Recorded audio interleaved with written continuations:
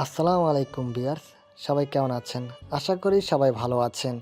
Please কেউ গল্প অল্প একটু শুনে বাজে কমেন্ট করবেন না, পুরোটা শুনে কমেন্ট করবেন। আর হ্যাঁ, আমাদের যদি কোনো ভুল ত্রুটি হয়ে থাকে, ডেসক্রিপশন বক্সে আমাদের নম্বর দেওয়া আছে, হোয়াটসঅ্যাপ আর ইমো করা। আপনারা ওই নম্বরে নক করবেন, ইনশাল্লাহ রিপ্লাই দিব। আর আমাদের গল্প যদি ভালো লেগে থাকে, লাইক আর শেয়ার করতে মোটেও ভুলবেন না। আর আমাদের চ্যানেলটি সাবস্ক্রাইব করে আমাদের সাথেই থাকবেন। ধন্যবাদ। চলুন গল্পটি শুরু করা যাক। লন্ডন দেশে যেখানে টিকটকে সবাই নিজেদের গার্লফ্রেন্ডকে নিয়ে কাপলদের নিয়ে ভিডিও বানায়, সেখানে একে মানুষ খুন করার ভিডিও বানায়। কথাটা বুঝলেন না তো? তাহলে চলুন আরেকটু খোলাসাভাবে বলি। লন্ডনে অনেক টিকটক ফেমাস লোক আছে যারা নিজেদের জিএফকে নিয়ে ভিডিও বানায়, সবার কাছে পরিচিত হয়। সবাই ওদের ভিডিও নিয়ে মেতে ওঠে সেখানে, কখন তারা ভিডিও দিবে। আর অন্যদিকে একে, সে নিজেও টিকটকে ভিডিও বানায়, তবে গার্লফ্রেন্ড বা বন্ধুদেরকে নিয়ে নয়, মানুষ খুন করা নিয়ে। এই মানুষগুলো কারা তা আপনারা জানতে পারবেন গল্পটি শোনার মাধ্যমে। কেননা একে সমাজে খারাপ মানুষদের মেরে ফেলে আর ওদের ওই ভিডিও নিয়ে টিকটকে দেয়, যার জন্য একে অনেক ফেমাস। এই শহরে একে নাম শুনলে সবাই ভয় পায়, কেননা একে কখন কাকে মেরে ফেলবে তা কেউই বলতে পারে না। শুধু টিকটকে দেওয়া ভিডিওর মাধ্যমে জানতে পারে লোকটিকে। সেজন্য একে এই ভিডিওর মাধ্যমে সবার সাথে পরিচিত, কিন্তু আজ পর্যন্ত ওর পরিচয় কেউই জানে না, আর না কেউ ওকে দেখেছে। কারণ ভিডিওতে একের মুখে মাস্ক থাকে, যার জন্য ভিডিওতে আসলেও কেউ ওর চেহারা দেখে না। সকালবেলা আকাশের উপর কেউ এক ঝক পানি ঢেলে গিয়েছে। পানির কারণে আকাশ চোখ খুলে তাকিয়ে দেখে ঈশা জগ নিয়ে দাঁড়িয়ে হাসছে। যদিও পানি মারাতে আকাশের অনেকটা রাগ হয়, কিন্তু ঈশার হাসি দেখলে আকাশের সব রাগ উধাও হয়ে যায়। এখানে গল্পের নায়কের নাম হচ্ছে আকাশ চৌধুরী, আর আকাশের একমাত্র বোন হচ্ছে ঈশা চৌধুরী। এদের দুজনের মধ্যে টম অ্যান্ড জেরির মতো সম্পর্ক। সব সময় কে কাকে কোন রকমের আগাতে পারবে তা নিয়েই চিন্তা করে, যা আপনারা একটু আগেই দেখলেন। আকাশের মুখের ওপর পানি মেরে ঘুম ভাঙিয়ে দিল। এইদিকে আকাশও থেমে যাওয়ার পাত্র নয়, বিছানা থেকে উঠে ঈশাকে একটা বালিশ দিয়ে মারতে থাকে। এতে ঈশাও আরেকটি বালিশ নিয়ে মারতে থাকে। এই মারামারির সময় পুরো রুমে রুই দিয়ে ভরে গেছে। তখনই মিসেস পারুল আক্তার রুমে আসে। উনি রুমে এসে দেখে পুরো রুমে রুইগুলো উঠছে। তোদের নিয়ে পারি না আমি। সেই ছোট কাল থেকে তোরা একজন আরেকজনের পিছনে লেগে আছিস। তোদের জন্য বাড়িতে নালিশ আনতে আনতে তোর বাবা ফকির হয়ে যাবে। এখন বল কি নিয়ে তোদের ঝগড়া? দেখো না আম্মু, তোমার এই পেতনির মতো দেখতে পানি মেরে কি অবস্থা করেছে আমার। কি? আমি পেতনি? তবে রে। কথাটা বলেই আকাশকে মারার জন্য যায়, তখনই পারুল আক্তার ধরে ফেলে। ঈশা, আকাশ তোর বড় ভাই। তুই এমন করলে তো তোকে আকাশ মেরে সত্যি সত্যি পেতনি বানিয়ে দেবে। আমি জানি ভাইয়া আমার গায়ে কখনো হাত তুলবে না। আকাশকে জড়িয়ে ধরে। ঠিক বলছি না ভাইয়া? একদম ঠিক কথা। তোদের নিয়েও না আর পারি না। তাড়াতাড়ি খেয়ে ভার্সিটিতে, আর ঈশা তুই কলেজে যা। কথাটা বলে পারুল আক্তার চলে যায়। এইদিকে ঈশা ওর রুমে চলে যায়, আর আকাশ ফ্রেশ হয়ে নিচে নেমে আসে। আকাশ আর ঈশা নাস্তা করে বেরিয়ে পড়ে। ঈশা আর আকাশ, ওদের দুজনের পথ আলাদা, সেজন্য আকাশ একটা দিকে যায় আর ঈশা আরেকটা দিকে। আকাশ পায়ে হেঁটে ভার্সিটিতে আসে, কারণ আকাশের বাসা থেকে ভার্সিটি 6-7 মিনিটের দূরত্ব হবে। এই 7 মিনিটের দূরত্বে আকাশ একটা হোটেলে ঢুকে প্রতিদিন নিজের ড্রেস চেঞ্জ করে হোটেল থেকে বের হয়ে ভার্সিটিতে ঢোকে। ভার্সিটিতে ঢুকলে নতুন নতুন সিনিয়ররা তো র্যাগিং করবেই, এটা স্বাভাবিক। ঠিক তেমনটা আকাশের সাথেও হচ্ছে। আকাশ কাউকে জিজ্ঞেস করতে যাবে, তার আগেই কেউ আকাশকে ডাক দেয়। ওই নোংরা ছেলে, এদিকে আয়। আমাকে বলছেন? তুই ছাড়া এখানে আর এত নোংরা ছেলে কে আছে? আকাশ কথাটা আশেপাশে দেখছে। সত্যি তো, এখানে আমি ছাড়া নোংরা আর আশেপাশে কেউ নেই। এই তুই কি এখানে আসবি, না তোর ব্যবস্থা করতে হবে? কথা শুনে আকাশ ওদের কাছে যায়। কি জন্য ডেকেছেন? এই তোর কি এর চেয়ে ভালো কোনো ড্রেস নেই? কি পরে এসেছিস সেখানে? তুই জানিস না এখানে পড়তে গেলে এমন ড্রেস পরে আসতে পারবি নি? আমার কাছে পাউন্ড নেই যে ভালো পোশাক কিনবো। রকি ওর বন্ধুদের শুনিয়ে বলে। কে রে, তুই সামান্য একটা শার্ট কেনার যোগ্যতা নেই তোর? এই নে ধর, এই পাউন্ড নিয়ে শার্ট আর একটা প্যান্ট কিনে নিবি। আর একটা কথা, আমাদের যখনই দেখবি সালাম করবি। আপনাদের দেখে তো মনে হচ্ছে আমার সাথে সেম ইয়ারে, তাহলে আমি কেন আপনাদেরকে সালাম দিব? আকাশের কথা শুনে ছেলেগুলো আকাশের দিকে তাকিয়ে আছে। যেখানে আমাদের সাথে কেউ ভয়ে কথা বলে না, সেখানে তুই কি না আমাদের এই কথা বলার সাহস করলি? দেখুন, আমি কোনো ঝামেলা চাই না, আমাকে যেতে দিন। তোকে ভালোর ভালো টাকা দিয়েছি, এখন সেই টাকা তো তোর কাছ থেকে নিব, সাথে তোকেও মারবো। কথাটা বলে রকির সাথে ওর বন্ধুরা আকাশকে মারতে যাবে, তার আগেই একটা মেয়ে এসে ওদের সামনে দাঁড়ায়। কে রে তুই? এতদিন দেখেছি কোনো মেয়েকে ট্রিজ করলে ছেলে এসে বাধা দিত, আর এখন দেখছি তার উল্টো। এতদিন ধরে দেখিসনি তো কি হয়েছে, এখন তো দেখছিস। বাহ, আমাকে দাদাগিরি দেখাচ্ছে। এইদিকে আকাশ দাঁড়িয়ে আছে মেয়েটির পিছনে, কিন্তু এখনও মেয়েটির চেহারা দেখতে পাচ্ছে না আকাশ। এইদিকে রকি সেই মেয়েটার কাছে আসতে যাবে, তখনই ছেলেটির একটা বন্ধু রকিকে থামায়। রকি থাক, বড় ভাইকে কেউ মেরে ফেলেছে। কি বলছিস এইগুলো? কার এত বড় সাহস? এদেরকে পরে দেখবি, এখন চল ভাইকে দেখে আসবি। রকি আর ওদের কোনো কথা না বলে গাড়ি নিয়ে বেরিয়ে যায় ওর বন্ধু ও সাথে লোকজনকে নিয়ে। এইদিকে মেয়েটি এবার পিছনের দিকে তাকায়। মেয়েটিকে দেখে আকাশ তো একদম ফিদা হয়ে গিয়েছে, কেননা মেয়েটি এত স্মার্ট আর সুন্দর, তার সাথে মোটামুটি লম্বায়ও ঠিক আছে, কিন্তু আকাশের থেকে 4-5 ইঞ্চি ছোট হবে। আকাশ তো তাকিয়ে আছে এই দিকে, মেয়েটি আকাশের দিকে তাকায়, দেখে আকাশ এক দৃষ্টিতে তাকিয়ে আছে ওর দিকে, সেজন্য মেয়েটি হাতে তুড়ি বাজায়। এই যে কি দেখছেন এভাবে? আপনি ছাড়া তো আর কাউকে দেখছি না। মুখ পুষকে বেরিয়ে গেল। কি বললেন, কথাটা আবার বলেন তো। কই, কিছু বলিনি তো আমি। এই, আপনি তো একটু আগেই কি যেন বলছিলেন। কিছু বলিনি তো আপনাকে। ধন্যবাদ ওদের হাত থেকে বাঁচানোর জন্য। অন্যায় দেখলে কখনো প্রতিবাদ না করে থাকবেন না। আজ ওরা আপনার সাথে এমন করেছে, কাল অন্য কারোর সাথে করতে পারে, তাই প্রতিবাদ করতে শিখেন। আর এইভাবে আসবেন না ভার্সিটিতে, একটু পরিষ্কারভাবে তো আসতে পারেন। এরকমভাবে আসলে তো স্যারও আপনাকে অনেক কথা শোনাবে। আচ্ছা, আপনাকে যা বলার বলেছি, বাকিটা আপনার ইচ্ছে। আমি গেলাম, আর সাবধানে থাকবেন ওদের থেকে। কথাগুলো বলে মেয়েটি চলে যায় আর আকাশ ভাবতে থাকে। ইস, মেয়েটার নামটাও জানতে পারলাম না মনে মনে। ওই দিন আকাশ আর ক্লাস না করে চলে আসে বাসায়। এইদিকে রকি ওর বন্ধুদের নিয়ে ওর ভাইকে দেখতে আসে। দেখে সে আগের মতো ওর ভাইয়ের বুকে রক্ত দিয়ে এঁকে লেখা আর টিকটকে ওর ভাইকে কিভাবে মেরেছিল তার ভিডিও দেওয়া হয়েছে। এইদিকে পুরো রাজ্যের লোক এই টিকটক আইডিতে ফলো করে রাখে সমাজে খারাপ মানুষ মারার ভিডিও দেখার জন্য। এই আইডিটা লোকেশন জানার জন্য অনেক টিম কাজ করছে, যে কোন লোকেশন থেকে এই টিকটক আইডিটা অপারেটিং করা হচ্ছে। লোকেশন বের করার জন্য কিন্তু সব দেশের প্রশাসন ব্যর্থ হচ্ছে। তার কারণ টিকটক আইডির লগ ইন থাকা মোবাইলটা প্রতি সেকেন্ডে 2-3 দেশে লোকেশন দেখাচ্ছে, যার কারণে ওরা এক্স্যাক্টলি লোকেশন বের করতে পারছে না। আর কোনো হ্যাকারই আইডিটার কিছুই করতে পারছে না, কেননা আকাশের আইডিটা 2 জন হ্যাকার মনিটরিং করে। ওদের কাজ হচ্ছে একে এই আইডিটা সুরক্ষিত রাখা, সাথে লোকেশন ট্র্যাক করা থেকে বাঁচানো। এইদিকে রকি ওর ভাইয়ের লাশ দেখে কাঁদতে থাকে, কেননা ওর ভাই মেয়ে পাচার করতো, সেজন্য একে ওর ভাইকে মেরে ফেলে। আর একের লোক যাকেই মারে তা ভিডিও করে টিকটকে ছেড়ে দেয়, সাথে লোকটাকে কী জন্য মারা হয়েছে সেই সম্পর্কেও কিছু কথা লিখে দেয়। আর একে যে খুনগুলো করে ওদের সবার বুকে একে লেখা থাকে, তার মধ্যে অনেকের বুকে রক্ত দিয়ে লিখে দেয়, আবার অনেকের বুকে ছুরি দিয়ে কেটে লিখে দেয়। এইগুলো করা হয় তাদের পাপ কাজের উপর নির্ভর করে, যে যত বেশি খারাপ কাজে জড়িত থাকবে তাকে ঠিক তত বেশি খারাপভাবে মারা হবে।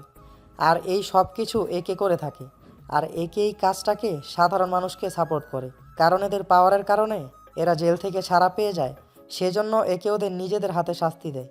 এইদিকে আকাশ আবার হোটেলে ঢুকে নিজের ড্রেস চেঞ্জ করে বাসায় চলে আসে। বাসায় এসে দেখে ঈশা মন খারাপ করে বসে আছে, সেজন্য আকাশ ঈশার পাশে গিয়ে বসে। কি হয়েছে ঈশা, এভাবে বসে আছিস কেন? ভাইয়া ভাইয়া, কলেজে একটা ছেলে আমার সাথে খারাপভাবে অনেক কথা বলেছে। কথাটা বলে আকাশকে জড়িয়ে ধরে কান্না করতে করতে বলে, ছেলেটাকে তুই কি চিনিস? হ্যাঁ ভাইয়া, ছেলেটার নাম জানি না, তবে এতটুকু জানি ছেলেটাকে কলেজের সবাই ভয় পায়। এই ব্যাপার, কালকে তোর সাথে যাব আমি কলেজে, দেখি কে কি করতে পারে তোর। সত্যি ভাইয়া, তুই যাবি? যে আমার বোনকে খারাপ কথা বলবে তাকে কি আমি ছেড়ে দিতে পারি তুই বল?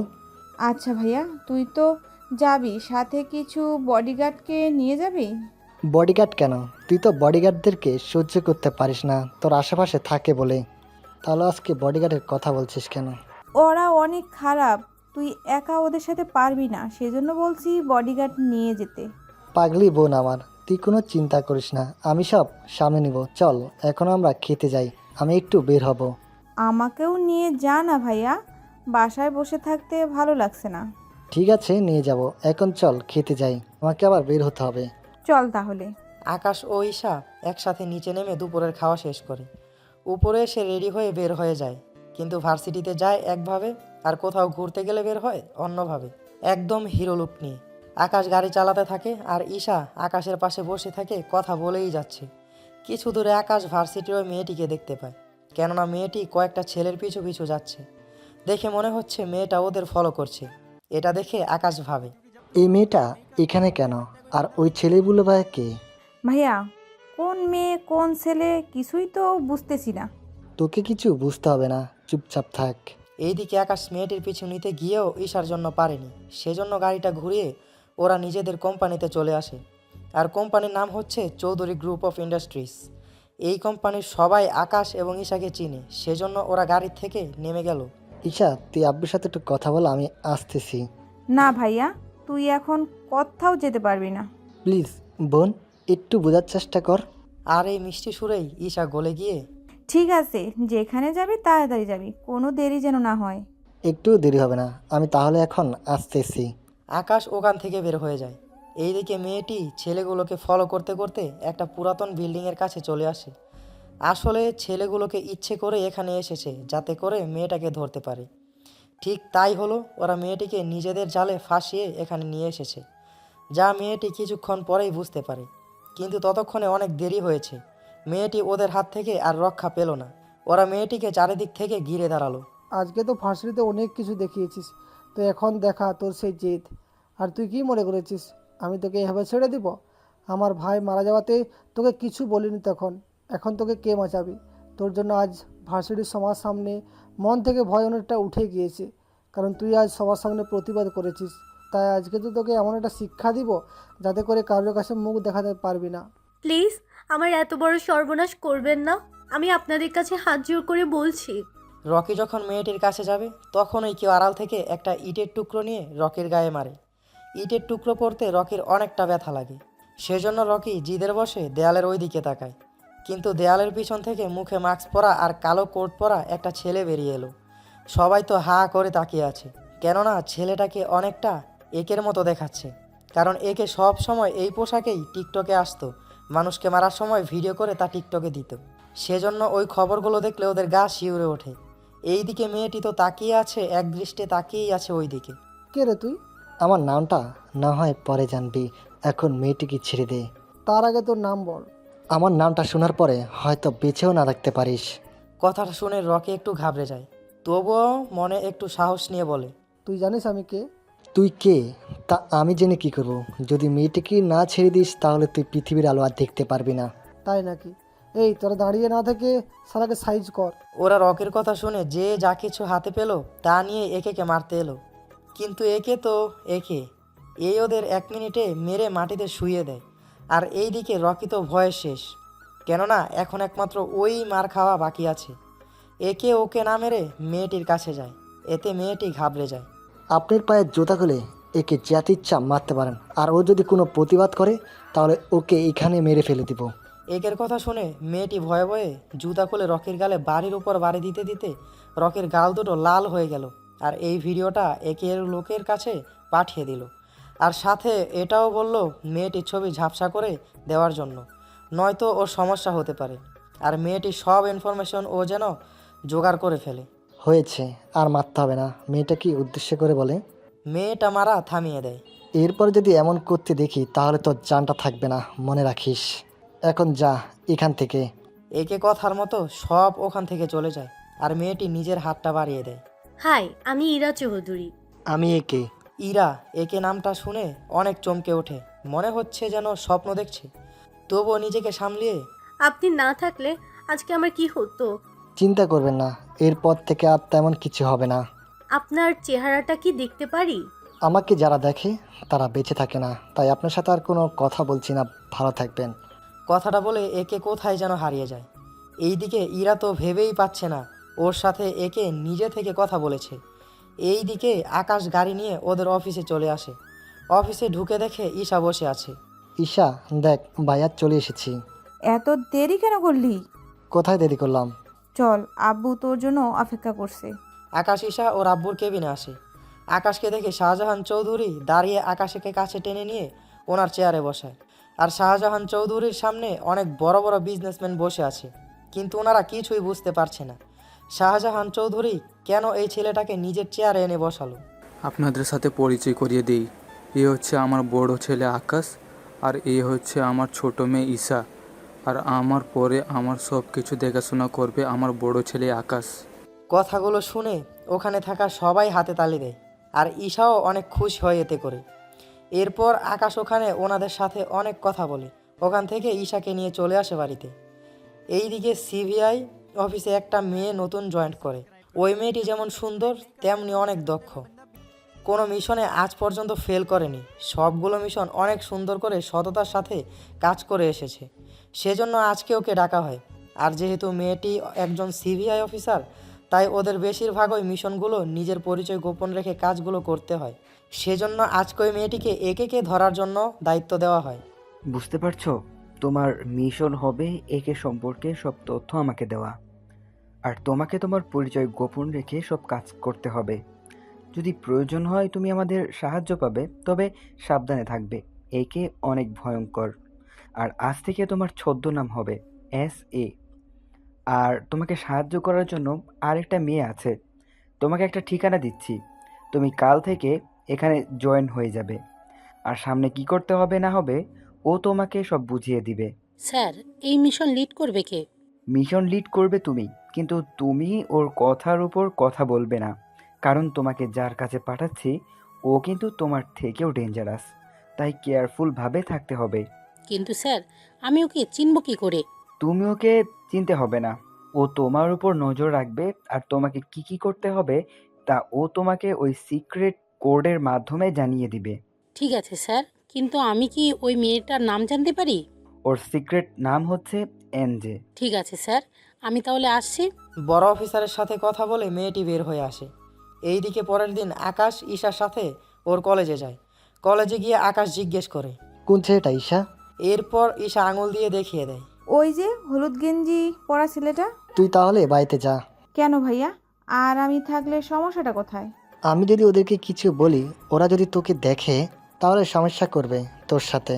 আর কয়েকটা মাস তারপর তুই ভাইয়ের সাথে ভার্সিটিতে ভর্তি হয়ে যাবি। সেজন্য বলছি যেন কোনো সমস্যা না হয়। তুই বাসা যা, আমি দেখছি। ঠিক আছে ভাইয়া, কিন্তু আমার না খুব ভয় করছে। কিছু হবে না আমার। তুই গাড়ি নিয়ে বাসায় চলে যা, আমি ওদেরকে দেখে ভার্সিটিতে চলে যাব। ঈশা গাড়িতে উঠে চলে যায়। অন্যদিকে আকাশ গেট দিয়ে ভেতরে ঢুকে ছেলেটার সামনে গিয়ে দাঁড়ায়। সামনে গিয়ে ছেলেটাকে ভালো করে দেখতে থাকে। তুই কে, আর আমার দিকে এভাবে তাকিয়ে আছিস কেন? তোর জন্য মেয়ে দেখবো, সেজন্য দেখতেছি। কিন্তু তোর যা চেহারা, তোকে তো কোনো মেয়েই পছন্দ করবে না। আচ্ছা, তোর নাম আর পরিচয়টা বল, দেখি দেখি কি করতে পারে। এইদিকে কলেজে সবাই আশ্চর্য, কেননা একটা ছেলে যে কিনা এমনভাবে কথা বলছে জীবনের সাথে। আর ছেলেটি সাহস দেখে জীবনও ভাবতে থাকে। কে এই ছেলেটি? যেখানে আমাকে সবাই ভয় পায়, সেখানে এই ছেলেটি কি না এখানে দাঁড়িয়ে কথা বলছে? চিন্তা করে লাভ নেই, কারণ তোকে আমি আজকে শিক্ষা দেব যে মেয়েদেরকে কিভাবে সম্মান দিতে হয়। কথাগুলো বলা না শেষ হতেই জীবন ছেলেটাকে মারতে থাকে। আর ওকে মার খেতে দেখে অনেকে তাকিয়ে তাকিয়ে দেখছে। আর জীবনের কাছে থাকা ছেলেগুলো আকাশকে মারার জন্য ওর দিকে ছুটে আসে, কিন্তু আকাশও ছেড়ে দেওয়ার পাত্র নয়। ওদের সবাইকে এক এক করে মেরে মাটিতে শুইয়ে দেয়। আর এইগুলো দেখে কলেজের সবাই আকাশের ফাইট করা দেখছে। অনেক মেয়ে তো আকাশের উপর ফিদা হয়ে গিয়েছে, আর অনেকে তো ফাইট করার ভিডিও করে রেখেছে, যাতে করে কোনো এক সময় ওরা ভিডিওর মাধ্যমে আকাশকে খুঁজে বের করতে পারে। আকাশ ওদের সবাইকে মেরে ওখান থেকে বের হওয়ার আগে শুধু একটা কথাই বলে, আজকের পর থেকে কেউ যদি মেয়েদেরকে টিচ করিস, কেউ জানে বাঁচতে পারবি না, বলে দিলাম। কথাগুলো বলে আকাশ ওর ভার্সিটির দিকে যাওয়ার জন্য বের হতে যাবে। তখনই অনেক মেয়েই আকাশকে ডাকে, কিন্তু আকাশ ওই দিকে না তাকিয়ে বের হয়ে চলে আসে। এসে প্রতিদিনের মতো ড্রেস চেঞ্জ করে ভার্সিটিতে যায়। ওখানে গিয়ে সবার কাছে শুনতেছে গতকাল রকিকে একের লোক ধরে নিয়ে গিয়েছিল, সাথে কোনো একটা মেয়ের জুতার বাড়ি খেয়ে রকি এক হসপিটালের ভিতর। এই দিকে পুরো ভার্সিটি রকির তো আর কোনো মান সম্মান কিছুই থাকলো না। কিন্তু রকির এই ভিডিওটা যে এইভাবে একের লোক ভাইরাল করবে তা তো কেউই জানতো না, এবং কি ইরা মেয়েটাও না। আকাশ আজকে নিজের ক্লাসে গিয়ে দেখে কোথাও তেমন জায়গা নেই, শুধু একটা মেয়ের পাশে সিটটা খালি আছে। সেজন্য আকাশ ওই সিটে গিয়ে বসে পড়ে। বসে স্যারের কথা শুনতে থাকে। তখন পাশে থাকা মেয়েটি আকাশের দিকে লক্ষ্য করে। আরে, আপনি এখানে? আমারও তো একই প্রশ্ন, আপনি এখানে কেন? আমি তো এই ক্লাসেই পড়ি, নতুন ভর্তি হয়েছি। আর আপনি? আমিও নতুন। আপনার নাম? ইরা চৌধুরী। আর আপনার? আমি আকাশ। এভাবে ওরা কথা বলতে থাকে। ওদের কথা বলা দেখে লেকচারার ওদের ক্লাস থেকে বের করে দেয়। তখন আকাশ আর ইরার কিছুই করার ছিল না, সেজন্য ওরা দুজনে ক্লাস থেকে বের হয়ে যায়। ওরা দুজন ক্লাস থেকে বের হয়ে একটা গাছের নিচে এসে দাঁড়ায়। তখনই ইরা বলে ওঠে, আপনি কি টিকটক ইউজ করেন? টিকটক? সেটা আবার কি? ও, আপনি দেখছি পোশাকের সাথে নিজেও একটা হাদারাম। আমাকে দেখতে কি ওরকম লাগে? নিজেকে আগে কখনো আয়নায় দেখেছেন? আমার বাসা তো আয়নায় নেই, সেই জন্য নিজেকে কখনো দেখার সুযোগ হয়নি। আপনি কি আমার সাথে ঠাট্টা করছেন? আরে কি যে বলেন, আমি কেন ঠাট্টা করব? আর টিকটক সম্পর্কে আমি কিছু বুঝি না। আচ্ছা, টিকটকে মানুষই কি করে? ভিডিও বানিয়ে আপলোড করে। ওহ, আমি এসব টিকটক সম্পর্কে আইডিয়া নেই।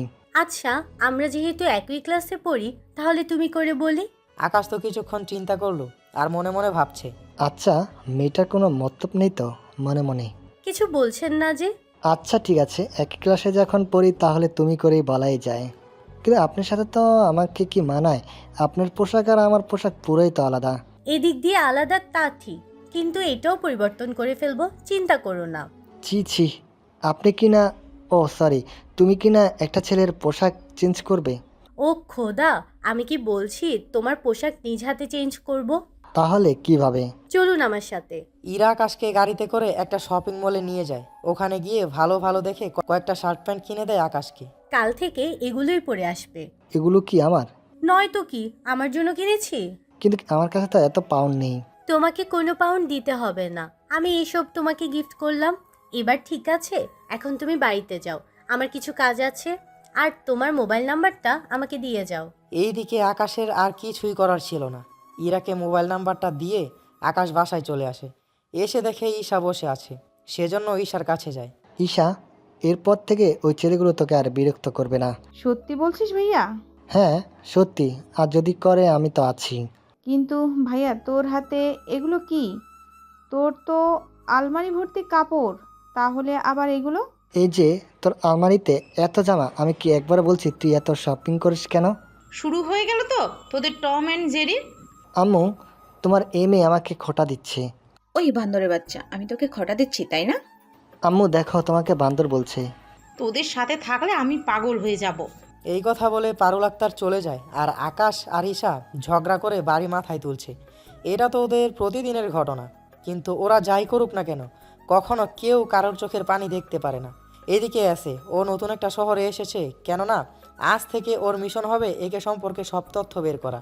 সাথে ওকে ধরতে কি কি করতে হবে সব কিছু তো একের সাথে মিশলেই বলা যাবে। কিন্তু আজ পর্যন্ত একে দেখেনি, আর ও কোথায় থাকে এই সব কিছু কেউই জানে না। এইদিকে এসে নতুন একটা শহরে আসে এবং অফিস থেকে ওকে হেডকোয়ার্টারে বাসা দেওয়া হয়েছে। সেখানে এসের মতো আরও অনেকে থাকে, যাদের পরিচয় সব সময় গোপন থাকে, আর ওরা নিজেদের পরিচয় গোপন করতে এক্সপার্ট। এসে নিজের রুমে গিয়ে রেস্ট নেয়। আচ্ছা, স্যার যে বললো আমাকে ওই মেয়েটি খুঁজে নেবে, আর আমার থেকেও ওই মেয়েটি সাংঘাতিক। কিন্তু কে ওই মেয়েটি যে আমার থেকেও চৌকুশ? এই সব কিছু ভাবতে থাকে। তখনই এসের ডাক পড়ে, সেজন্য ওইখানে প্রধানের কাছে যায়, কেননা এখানে বাকি কথা উনিই বলবে কি করতে হবে কখন। সেজন্য এসে প্রধানের রুমে যায়। স্যার আমাকে ডেকেছেন? হ্যাঁ বসো, তোমাকে যে জন্য ডেকেছি, আগে অফিসার তোমাকে তো বলেছে কি কি করতে হবে। কিন্তু স্যার আমাকে ওই তো বলেছিল ও মেয়েটার আমাকে হেল্প করবে, কিন্তু আমাকে নাকি ওই মেয়েটার অর্ডার ফলো করতে হবে। কিন্তু আমি ওই মেয়েটাকে চিনব কী করে? সেই তোমাকে সব কিছু জানিয়ে দিবে, তুমি এখন নিজের রুমে গিয়ে রেস্ট নাও। Okay sir. এইদিকে আকাশ সকালবেলা বের হয় ভার্সিটি যাবে বলে। তখন ঈশা আকাশের সামনে আসে। ভাইয়া, আমাকে তুই আজকে কলেজে দিয়ে আসবি? কেন বলতো? ওই ছেলেগুলো যদি আজকেও বিরক্ত করে তখন কি করব আমি? তোকে আর কেউ বিরক্ত করবে না, এখন তুই যা, আমার দেরি হয়ে যাচ্ছে, আমি ভার্সিটিতে যাব। কথাগুলো বলে আকাশ আজকে ইরার দেওয়া শার্ট প্যান্ট পরে ভার্সিটিতে আসে, আর ইরাকে দেখে একটা মেয়ের সাথে কথা বলতেছে। সেজন্য আকাশ ইরার কাছে যায়। কেমন লাগছে আমাকে? আকাশের কথা শুনে ইরা ও ইরার কাছে থাকা মেয়েটি পাশে ফিরে তাকায়। ওরা পাশে তাকিয়ে আকাশকে দেখতে পায়। আরে তুমি কখন এলে? এই তো কিছুক্ষণ আগে। আর এই মেয়েটি কি? ও হচ্ছে সাজ, নতুন ভর্তি হয়েছে, আর আমার সাথে কথা বলার জন্য এসেছে। এই ছেলেটি কে? ও হচ্ছে আমার ফ্রেন্ড। কি, ও আপনার বন্ধু? হ্যাঁ, কোনো সমস্যা আছে? তা বলতে চাইনি। আচ্ছা, আমাদের রুমটা কোন দিকে? ক্লাসের সময় হয়ে গেছে, আমরা তিনজন না হয় একসাথে যাই। এরপর ওরা তিনজন একসাথে ক্লাস করতে চলে গেল। অন্যদিকে ঈশা আজকে কলেজে গিয়ে ওই ছেলেগুলোকে না দেখতে পেয়ে অনেক খুশি, সেজন্য ঈশা ক্লাসে চলে গেল। ক্লাসে ঈশার অনেক বান্ধবী হলো, ওরা সবাই টিকটক চালায়, সেজন্য ওরা ঈশাকেও টিকটক চালানোর পরামর্শ দেয়। আচ্ছা, টিকটকে কি এমন আছে যে খুলতে হবে? এরপর ওরা ঈশাকে একে যে মানুষকে মারছে তার ভিডিওগুলো দেখায়। এইগুলো কি দেখাচ্ছিস তোরা? আরে এইগুলো হচ্ছে একের কাজ। ও সমাজের খারাপ মানুষকে মেরে টিকটক ভিডিও বানায়। আমরা তো ওর ভিডিওগুলো দেখার জন্যই টিকটক অ্যাকাউন্ট খুলি। না, আমি ভাইয়ার অনুমতি না নিয়ে অ্যাকাউন্ট খুলবো না। কি, তোর আবার ভাইও আছে নাকি? পরিচয় করিয়ে দিস তো। উনি আমার বড় ভাই। তাতে কি হয়েছে? আমাদের মধ্যে কাউকে যদি তোর ভাই পছন্দ করে ফেলে তাহলে আমাদের কেউ তো তোর ভাবি হতে পারবো। আমার বড় ভাইয়ের সামনে গেলে হয়তো তোরা কথা বলতেও ভয় পাবি। সত্যি এতটাই ডেঞ্জারাস? এখন বাসায় যাব, কালকে কথা হবে। এইদিকে আকাশ, ইরা ও সাজ ক্লাস শেষ করে বাইরে এসে বসে আছে। তখনও ইরা বলে ওঠে, আচ্ছা আকাশ, টিকটক দেখো? টিকটক? ওটা আবার কি? আরে ওখানে সব ভিডিও দেয়। না, আমি বুঝি না ওই বিষয়ে। আরে গতকাল আমি একে দেখেছি। এইদিকে সাজ বলে ওঠে, ইরা, তুমি কি ওর চেহারা দেখেছো? আর ও দেখতে কেমন? একের নাম শুনে সাজ একটু চমকে ওঠে। আমি চেহারা দেখিনি। ও, কিন্তু তোমার সাথে কিভাবে দেখা হলো? এরপর এরা ওই দিনের ঘটনাগুলো ওদের বলতে লাগলো। ঘটনাগুলো শুনে তো ওরা অবাক, তার চেয়ে বেশি অবাক হয় সাজ। হয়তো ওই জায়গায় কোনো কাজ ছিল, ইরাকে দেখে হয়তো ওকে বাঁচিয়েছে। এটা হতে পারে, নয়তো আমাকে কেন একে শুধু শুধু বাঁচাবে কেন? আচ্ছা, তুমি কি করে বুঝলে এটা একে ছিল? আরে ও তো নিজেই আমাকে তা বলেছে যে ওই একে, কিন্তু সত্য বলছে না মিথ্যা বলছে তা তো আর আমি জানি না। এভাবে ওরা কথা বলতে থাকে। তখন ওই ভার্সিটিতে কয়েকটা পুলিশের গাড়ি ঢোকে।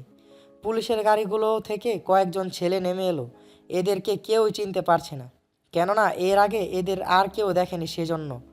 পুলিশ অফিসার এসেই সবাইকে জিজ্ঞেস করে কেউ এদের চিনে কিনা। তখন এখানে মার খাওয়ার একটা ছেলে বলে ওঠে, স্যার, এই ছেলেটা আমাদের মেরেছে। কোন ছেলে? তাড়াতাড়ি বলো আমাদের। ওই যে দুটো মেয়ের সাথে বসে আছে।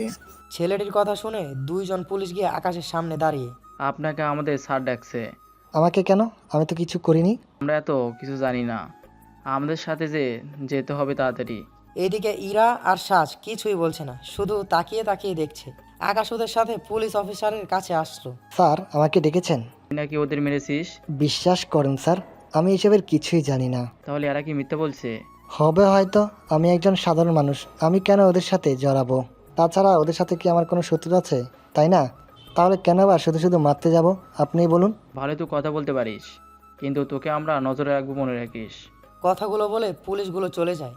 অন্যদিকে ইরা ও সাজ দুজনেই আকাশের পাশে চলে আসে। কি হয়েছে আকাশ? পুলিশ তোমার সাথে কি কথা বলছিল? আরে আর বলো না, আমি নাকি ওগুলোকে মেরেছি, তাই এসেছে কথা বলতে। ওনারা কি করে জানলো যে তুমি এখানে আছো? আরে ওদেরকে আমি চিনি না এমনিতে, আর ওরা আমাকে ফাঁসিয়ে দিয়ে চলে গেল। আচ্ছা, টেনশন করার কারণ নেই, সব ঠিক হয়ে যাবে। আর আমাকে বাসায় যেতে হবে, কাজ আছে। ওরা তিনজন তিন দিকে চলে যায়। এইদিকে আজকের রাতে সবাই অধীর আগ্রহে মোবাইল নিয়ে বসে আছে, কখন একে ভিডিও দিবে। কিন্তু আজকে কোনো মানুষ মারার ভিডিও দেয়নি, তবে একে যে গতকাল মেয়েটাকে বাঁচিয়েছে আজকে তার সম্পর্কে বলতে থাকে। আমি মাফিয়া জগতের সেরা, আমি আমার থেকে যারা বড় মাফিয়া আছে ওদের অন্যতম, মানুষের টাকা মেরে খাওয়াই ওদের মূল লক্ষ্য। কিন্তু আমি যতটাই কঠিন ততটাই ভালোবাসি মানুষদের, আর এই ভালোবাসার অন্যতম হচ্ছে আমার ভালো লাগা একটা মেয়ে। আমি ওকে প্রথম দেখাতে ভালোবেসে ফেলেছি, কিন্তু জানি না আমি কখনো ওকে মুখ ফুটে বলতে পারবো কি না। সেই জন্য আমি ওকে সব দিক থেকে প্রোটেক্ট করব। ওর আশেপাশে কোনো খারাপ মানুষকে আসতে দেব না। তবে আজকে পাইনি কাকে মারবো, তবে আমি কোনো নির্দোষ ব্যক্তিকে মারতে পারবো না, সেই জন্য আজকে কোনো মার্ডারের ভিডিও দিলাম না। কথাগুলো বলে একে চলে যায় টিকটক থেকে। অন্যদিকে এই ভিডিও সব দিকে ছড়িয়ে যায়। এই ভিডিওটা নিয়ে প্রশাসনের লোক তো অনেক আনন্দে আছে, কেননা ওই মেয়েটিকে খুঁজে ফেললে একে ধরতে সুবিধা হবে। কিন্তু সবাই জানে মেয়েটিকে বাঁচিয়েছে, কিন্তু কোন মেয়ে এই সম্পর্কে তা ওরা কেউই জানে না। ইরা তো ভিডিওটা দেখে হাত থেকে মোবাইলটা পড়ে যায়, আর ইরা বুঝতে পারে একে যখন ওর পিছনে লেগেছে তখন তো ইরার অবস্থা অনেক খারাপ হয়ে যাবে। এইদিকে অফিসার এসএকে ডেকে পাঠায়। স্যার, আমাকে ডেকেছেন? হ্যাঁ, তোমাকে ডেকেছি। একে যে ভিডিওটা আপলোড করেছে, ওখানে যে মেয়েটার কথা বলেছে, তোমাকে এখন খুঁজে বের করতে হবে ওই মেয়েটাকে। স্যার চিন্তা করবেন না, খুঁজে বের করব। কিন্তু স্যার একে হয়তো এটা চালও হতে পারে। কিভাবে বলছো তুমি? এটা তো সত্যও হতে পারে। স্যার একে যদি কোনো মেয়েকে সত্যি ভালো লাগতো তাহলে তো সে ইচ্ছে করলেই মেয়েটিকে তুলে নিয়ে যেতে পারতো, কিন্তু এখনও কিছুই করেনি। আমার মনে হয় এটা ওর চাল। তাহলে সবাই মেয়েটিকে খুঁজতে থাকবে আর ও ওইদিকে অন্য কোনো একটা কাজ শেষ করবে, যা হয়তো পুলিশ বা অন্য কোনো ডিপার্টমেন্টের জন্য পারছে না। সেই জন্য আমাদের মনোযোগ সরাতে এই প্ল্যান করেছে। তোমার কোথাও মানা যায়, কিন্তু এখন তো এমন কোনো মিটিং কিংবা মিছিলও নেই যে একে কিছু একটা করবে। ওইগুলো নেই তো কি হয়েছে, 2 দিন পর আমাদের দেশে একজন লোক আসার কথা।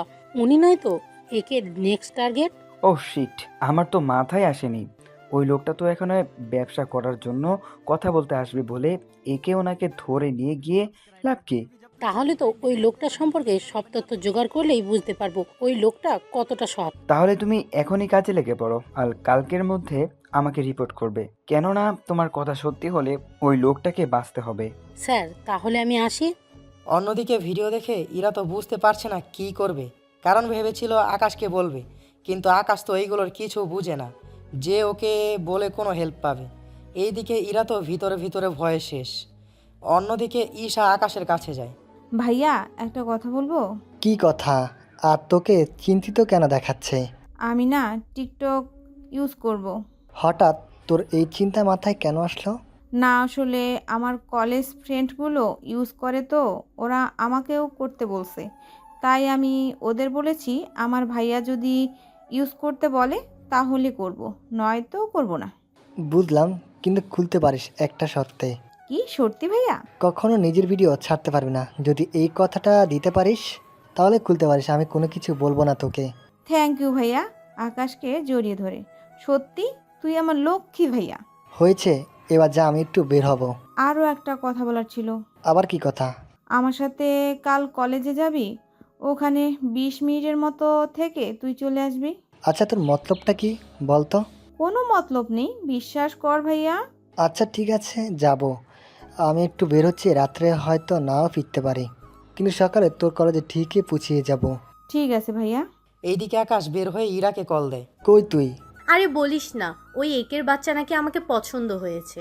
তাহলে তো অনেক ভালো, এমনিতে সবাই ভয় পায়, আর তুই যদি একে বিয়ে করিস তাহলে তো পুরো শহরে ছেলেরা তোকে ভয় পাবে। ফাজলামি করিস না তো, আমি তো ভয়ে বাসা থেকে বেরও হতে পারছি না।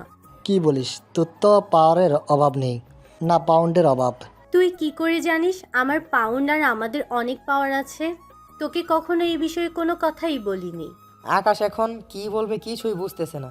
আরে তুই তো বললি তোর বাবার অনেক পাউন্ড, আর তুই যে গাড়িতে করে আছিস সেটার তো অনেক দাম। যাদের কাছে অনেক পাউন্ড আছে তাদের পাওয়ার থাকবে না, তা কি করে হয়? তবুও আমি বাসা থেকে বের হব না কয়েকদিন। তুই একা একা ভার্সিটিতে যাস, আর পারলে সাজের সাথে আড্ডা দিস। আচ্ছা, আমি ভার্সিটিতে গেলে তোকে জানাবো। আর কালকে আমি একটা জায়গায় যাব, হয়তো কালকেও আমি ভার্সিটিতে আসতে পারবো না। ঠিক আছে, আমার অনেক টেনশন হচ্ছে। ভার্সিটিতে আসলে কথা হবে। কথা শেষ করে আকাশ বের হয়ে যায়। অন্যদিকে আজ রাতে এয়ারপোর্ট থেকে একটা লোক বের হয়ে আসবে। সে এই দেশে এসেছে একটা কোম্পানির সাথে ব্যবসা সংক্রান্ত কথা বলার জন্য। সেজন্য ওনার যাতে কোনো সমস্যা না হয় সেজন্য ওই লোকটাকে সিকিউরিটি দেওয়া হয়। কিন্তু সবচেয়ে আশ্চর্য কথা হলো ওই লোকটা এখন পর্যন্ত বের হয়ে আসলো না। সেজন্য কিছু লোক ভিতরে গিয়ে জানতে পারে ওই লোকটা প্লেনে থেকে নামার পর আর ওনাকে দেখা যায়নি। অন্যদিকে এসে ওর বড় অফিসারের কাছে আসে। স্যার ওই লোকটা সম্পর্কে খোঁজ খবর নিয়েছি। ওই লোকটা মোটেও ভালো না, কেননা ওই লোকের ওপর আগেও 5টা কেস ছিল, কিন্তু টাকার জোরে ওই লোকটা সবগুলো কেসই বন্ধ করে দেয়। আর লোকটা বাংলাদেশি।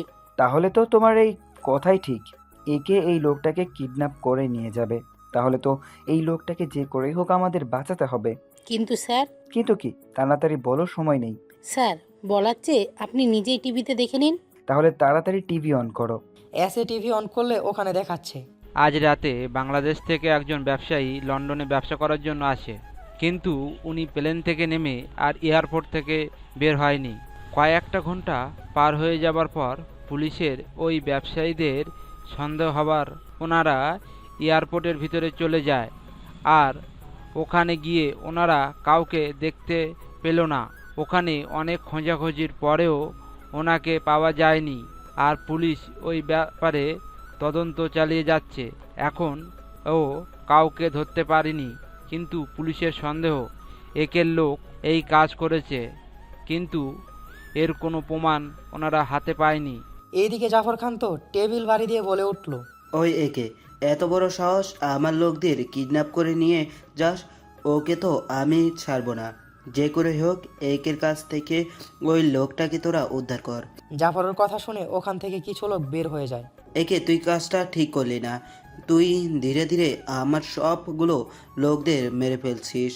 আমি শুধুমাত্র একবার তো দুর্বল জায়গা খুঁজে পাই, তাহলে তোকে আমার হাত থেকে আর কেউ বাঁচাতে পারবে না। তখন আমিও দেখব কি করে তুই আমার থেকে রেহাই পাস। তখন ওই জাফরের কাছে একটা পুলিশ আসে। আপনার জন্য একটা খবর এনেছি। রাখ তোর খবর। একে একে একে আমার সবগুলো লোককে খুঁজে মেরে ফেলছে, আর তুই কি করছিস? তোরা ওকে এখনো খুঁজে বের করতে পারলি না? বস, ওকে খোঁজা এত সহজ নয়, আর না ওর কাছে যাওয়া। তবে ওর আজকে একটা ভিডিও দিয়েছিল, আর ওখানে বলেছিল একটা মেয়েকে নাকি ভালোবাসে। আমরা যদি ওই মেয়েটাকে একবার হাতের কাছে পাই, তাহলে একে ধরতে আমাদের একদম সুবিধা হবে। আরে গাদা, এটা ছিল একের চাল। ও এই মেয়েটির কথা বলে সবাইকে মেয়েটিকে খোঁজার পিছনে লাগিয়ে দিয়েছিল, আর ওই এই সুযোগে ওই লোকটাকে ধরে নিয়ে যায়। তাহলে এখন উপায় কি? আমার লোক ওকে খুঁজতে বের হয়েছে, তুই ওদের গিয়ে সাহায্য কর। এইদিকে লোককে চেয়ারের সাথে বেঁধে রেখেছে। লোকটার এখনও জ্ঞান ফিরেনি। কিছুক্ষণ পর লোকটার জ্ঞান ফিরে সামনে তাকিয়ে দেখে কালো শার্ট পরা একজন ওর সামনে দাঁড়িয়ে আছে।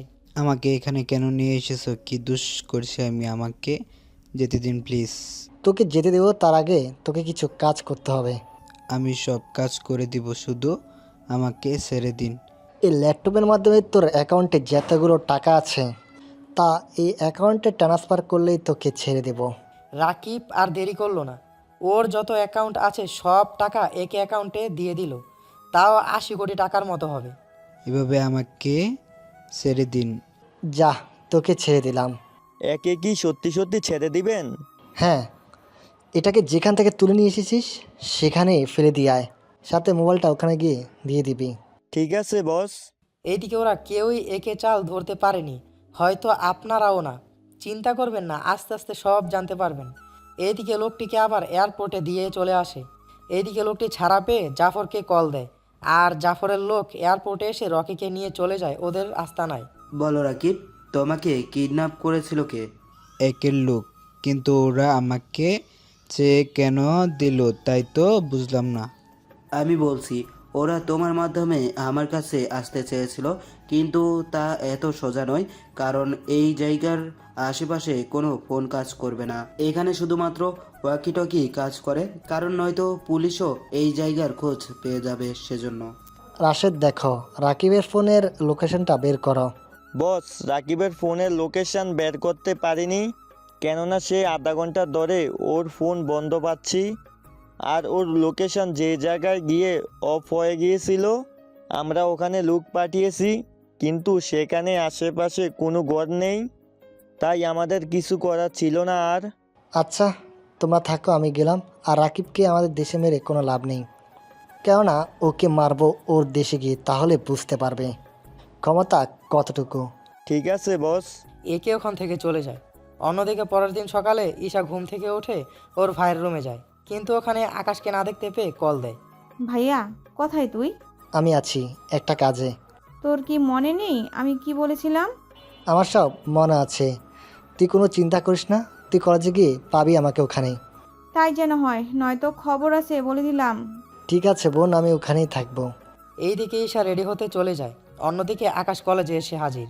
আকাশকে দেখে কলেজের অনেক মেয়েই ঘিরে দাঁড়ায়। অনেকে তো বলতে থাকে, আপনি তো ওই ছেলেটা যে ওই দিন অনেকগুলোকে মেরেছেন। সত্যি তো? তা আজকে কি কাউকে মারতে এসেছেন নাকি? না, আসলে আমার বোন আসতে বলেছিল, ওর জন্যই আসছি। কি বলেন? তা আপনার বোনের সাথে আমাদের পরিচয় করে দিবেন তো? আগে ও আসুক, তারপর পরিচয় করিয়ে দিব। তাহলে আমরাও একটু এই দিকটায় এগিয়ে বসি। হ্যাঁ বলেন। ও আসা পর্যন্ত আপনাদের সাথে না আড্ডা দিই, কিন্তু কেউ কিছু বলবে না তো? আরে না, কেউ কিছু বলবে না। আর আপনার সাথে লাগতে এখানে কেউই আসবে না। কি বলেন, একদিনে এসে এত ফেমাস হয়ে গেলাম? অবশ্য অনেকেই ফেমাস হলেন, দেখছেন না সবাই কেমন করে আপনাকে দেখছে। ওদের কথায় আকাশ চারিদিকে একটু তাকায়। সত্যি তো, সবাই তো দেখছি আমাকে দেখছে। কি ভাবছেন? কিছু না, আমার বোনটা কেন দেরি করছে বুঝতেছি না। এইদিকে কলেজে একটা গাড়ি ঢুকলো, ওখান থেকে ঈশা নেমে কলেজে চারপাশে ওর ভাইকে খুঁজতে লাগলো, কিন্তু এখনও দেখছে না। কিন্তু ঈশা ওর বান্ধবীকে দেখে ওই দিকে আসতে থাকে। ঈশা ওদের কাছে এসে, কিরে, এই ভাইয়াটা কে?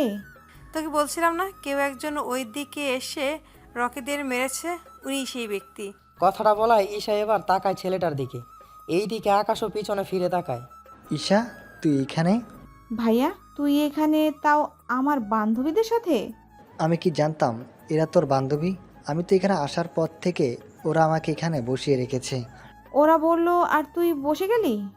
কি করব, তুই কখন আসবি তার তো কোনো ঠিক নেই, তাই ভাবলাম এখানে বসে থাকলে একটু সময় তো কাটবে। এই দিকে ঈশার বান্ধবীগুলো একজন আরেকজনকে দিকে তাকিয়ে আছে আর চোখের ইশারায় কি যেন বলছে। এই শোন, তোদের সাথে পরিচয় করিয়ে দেই, এই হচ্ছে আমার একমাত্র ভাই। আর ভাইয়া এরা হচ্ছে... থাক ঈশা, আমরা আগে পরিচয় হয়ে নিয়েছি। তাহলে এই কথাগুলো কি বলছিস? কোন কথাগুলোর কথা বলছিস? ওই দিন যে বললি ওই কথাগুলো, তোরা আমার... এইদিকে সীমা হাত দুটো জোর করে ঈশাকে চুপ থাকতে বলে, তাই ঈশাও চুপ হয়ে যায়। এভাবে ওরা কথা বলতে থাকে। তখন কলেজে কয়েকটা গাড়ি ঢুকে, তাও সব বখাটে ছেলে। কেউ কেউ তো মদের বোতল নিয়ে ঢুকে গিয়েছে কলেজে। দেখছেন, এদের জন্য আমাদের কলেজে আসাটা বেকার হয়ে যায়, বড়লোকদের বকাটে ছেলে সব। তা তোমরা প্রিন্সিপাল স্যারের কাছে কমপ্লেন করলেই তো হয়। লাভ নেই এতে, কারণ ওদের স্যার কিছু বলেও না, এরা শোনেও না। আর এখন থেকে বের করে দিলেও ওরা মানবে না, স্যারকে দমিয়ে আবারও এখানে চলে আসবে। উল্টা যারা কমপ্লেন করবে তাদের বিরক্ত করবে। ওই যে ওরা এদিকে আসছে, দেখছেন কত বাজে কথা বলছে। তাহলে এই নিয়ে পুলিশের কাছে কমপ্লেন করলেও তো হয়। আমার বাবা পুলিশ হয়ে ওদের কিছু করতে পারে না, কারণ বাবা কিছু বললে এরা বাবাকে হুমকি দেয়। যদি এরা কিছু বলে তাহলে আমাকে তুলে নিয়ে গিয়ে... বাকিটা বলতে গিয়েও বলল না লজ্জায়। ঈশা, তুই এমন পরিস্থিতিতে এখানে পড়বি কি করে? ভাইয়া আমি তো বডিগার্ড নিয়ে আসি, সেই জন্য ওরা আমাকে কিছুই বলে না, কিন্তু ওদের খুব পচায়। তাহলে ওদের একটা ব্যবস্থা করতে হবে। ওই যে ওরা এদিকেই আসতেছে। ওই ছেলেগুলো ওদের কাছে এসে, কিরে, আমরা থাকতে বাইরের থেকে ছেলে ধরে আনলি, ওই ছেলেটা যা পারবে আমরা কি তা পারবো না? দেখছেন কত বাজে কথা বলছে। আকাশ এবার উঠে দাঁড়ায়। দেখ ভাই, তুই যা বলছিস তা হয়তো ঠিক, আমি যা পারবো তা হয়তো তোরা পারবি না, সেই জন্য আমার এখানে আসা। আর এখন আমি তোদের সাথে কি করব তা তোরা নিজেও জানিস না। তাই নাকি? তো কি করবি তুই আমাদের সাথে? মনে রাখিস তুই মাত্র একজন, আর আমাদের দেখ এখানে আমরা 12 জন, আর তুই বাইরের ছেলে আর আমরা কলেজে। মার খেলে এসব বায়োডাটা সবাইকে বলিস নাকি? জানি তুই ওই দিন রকিকে মেরেছিস, আর তুই রকি আর আমাকে এক ভাবিস না, বুঝলি? তাহলে রকির চেয়ে তোকে একটু বেশি কেলাবো। আমাকে কেলাবি? তুই আমার পরিচয় জানিস? কথাটা বলার আগেই আকাশ একটা ঘুষি মেরে রবিনের দাঁত কয়টা ভেঙে দেয়, আর ওর সাথে ছেলেগুলোকে মারতে থাকে, আর অনেকে তার ভিডিও করে রাখে। এইদিকে ওদের সবাইকে মোটামুটি অনেকটা মেরে আকাশ একটা গাড়ির ওপর গিয়ে বসে। যাকে ডাকার হয় ডাকতে পারিস, দেখি তোদেরকে এখান থেকে কে বাঁচায়। রবিন ফোন বের করে কাকে কল দেয়, আর 10 মিনিটের মধ্যে কলেজে এক গাড়ি ঢুকে পুলিশ আসে। এইদিকে পুলিশ আসার আগেই আকাশ ওদের এক একটাকে অনেক মারে, সাথে রবিনকেও। পুলিশ গাড়ি থেকে নেমে রবিনের কাছে যায়, আর বাকি কনস্টেবল রবিনকে সাথে থাকা বাকি ছেলেগুলোকে উঠায়। তোর গায়ে হাত দিল কে? রবিন হাত দিয়ে ইশারা করে আকাশকে দেখিয়ে দেয়। এতে করে পুলিশ অফিসার রেগে গিয়ে আকাশের কলার ধরে গাড়ির উপর থেকে নামায়। তার সাহস কী করে হয় আমার ভাইয়ের গায়ে হাত দেওয়ার? আপনার ভাই আমার বোনকে বাজেভাবে টিচ করেছে, সাথে ওদের বান্ধবীকে, তাই ওদেরকে মেরেছি। কি, তোর এত বড় সাহস? আমার আদরের ছোট ভাইকে মারার সাহস? তোকে দেখে দেব আজ থানায় গিয়ে, তোর শরীরের হাড় গোড় সব ভেঙে তোকে ভিক্ষা করার মতো অবস্থা করে দেব, আর তোর বোনকে আমার ভাইয়ের কাছে এনে দেব। আকাশকে কিছু বলাতে একটু রাগ হয়নি, কিন্তু ওর বোনকে খারাপভাবে ইঙ্গিত করাতে আকাশ পুলিশের মুখে একটা ঘুষি দেয়। ঘুষির জোরে পুলিশ অফিসার একটু দূরে গিয়ে পড়ে। তোর এত বড় সাহস, শেষমেশ কিনা একজন পুলিশের গায়ে হাত আজকে তো তোকে কেউ বাঁচাতে পারবে না। কথাগুলো বলে পুলিশ সবগুলো আকাশকে মারার জন্য আসে, আর আকাশও ওদের মারতে থাকে। এই সময় একটা কনস্টেবল কন্ট্রোল রুমে কল দিয়ে আরও কয়েকটা গাড়ি পুলিশকে আসতে বলে। 10 মিনিটের মধ্যে ওখানে আরও 2টা গাড়ি পুলিশ আসে, সাথে আরও উচ্চতর কর্মকর্তা আসে। আকাশ যাদের মেরেছে ওদের হসপিটালে নিয়ে যাওয়ার ব্যবস্থা করে, আর বাকি পুলিশগুলো আকাশকে চারিদিক থেকে ঘিরে দাঁড়িয়ে আছে। কনস্টেবল, এই ছেলেটিকে গ্রেপ্তার করো। কনস্টেবল আকাশকে গ্রেপ্তার করে সাথে থানায় নিয়ে আসে। তাদের পিছু পিছু ঈশা ওর বান্ধবীদের নিয়ে আসে। এইদিকে ইন্সপেক্টর আকাশকে জিজ্ঞেস করার জন্য একটা রুমের ভিতর নিয়ে আসে। আমাকে এখানে নিয়ে আসার কারণটা কি জানতে পারি? কারণ জানতে চাস? কলেজের সবার সামনে একজন সাব ইন্সপেক্টরের গায়ে হাত, তার সাথে 8 জন সিপাই, তার সাথে বলে তো শেষ করা যাবে না। তবে যাই করছিস, পুলিশের গায়ে হাত দিয়ে অনেক বড় ভুল করেছিস। পুলিশের কথা শুনে আকাশ হাসতে থাকে। আকাশকে এভাবে হাসতে দেখে ইন্সপেক্টর আবারও জিজ্ঞেস করে, আমার কোনো দোষ নাই। আপনার থানার সাবেক ইন্সপেক্টরের ভাই আমার বোন আর ওর বান্ধবীদেরকে বাজে কথা বলেছে, তাই ওদেরকে মারি, আর ও আমাদেরকে। এর ভিতরে ও ওর ভাইকে কল দেয়, আর ওর ভাই ওখানে যায়। উনি সবটা জেনে আমাকে মারে, আমিও ওনাকে রেহাই দিইনি। এখন যদি আমি তোকে মারি, তাহলে তুইও কি আমাকে মারবি? তা দরকার পড়লে মারবো, আর বেশি কথা বলবো না। আমাকে এখান থেকে যেতে দিন, তাহলে অনেক কিছু হয়ে যেতে পারে। ভুলে যাবি না, এটা আমার থানা, এখানে আমার কথাই শেষ কথা। কলারটা ছাড়, না হলে তোর জন্য ভালো হবে না, বলে দিলাম।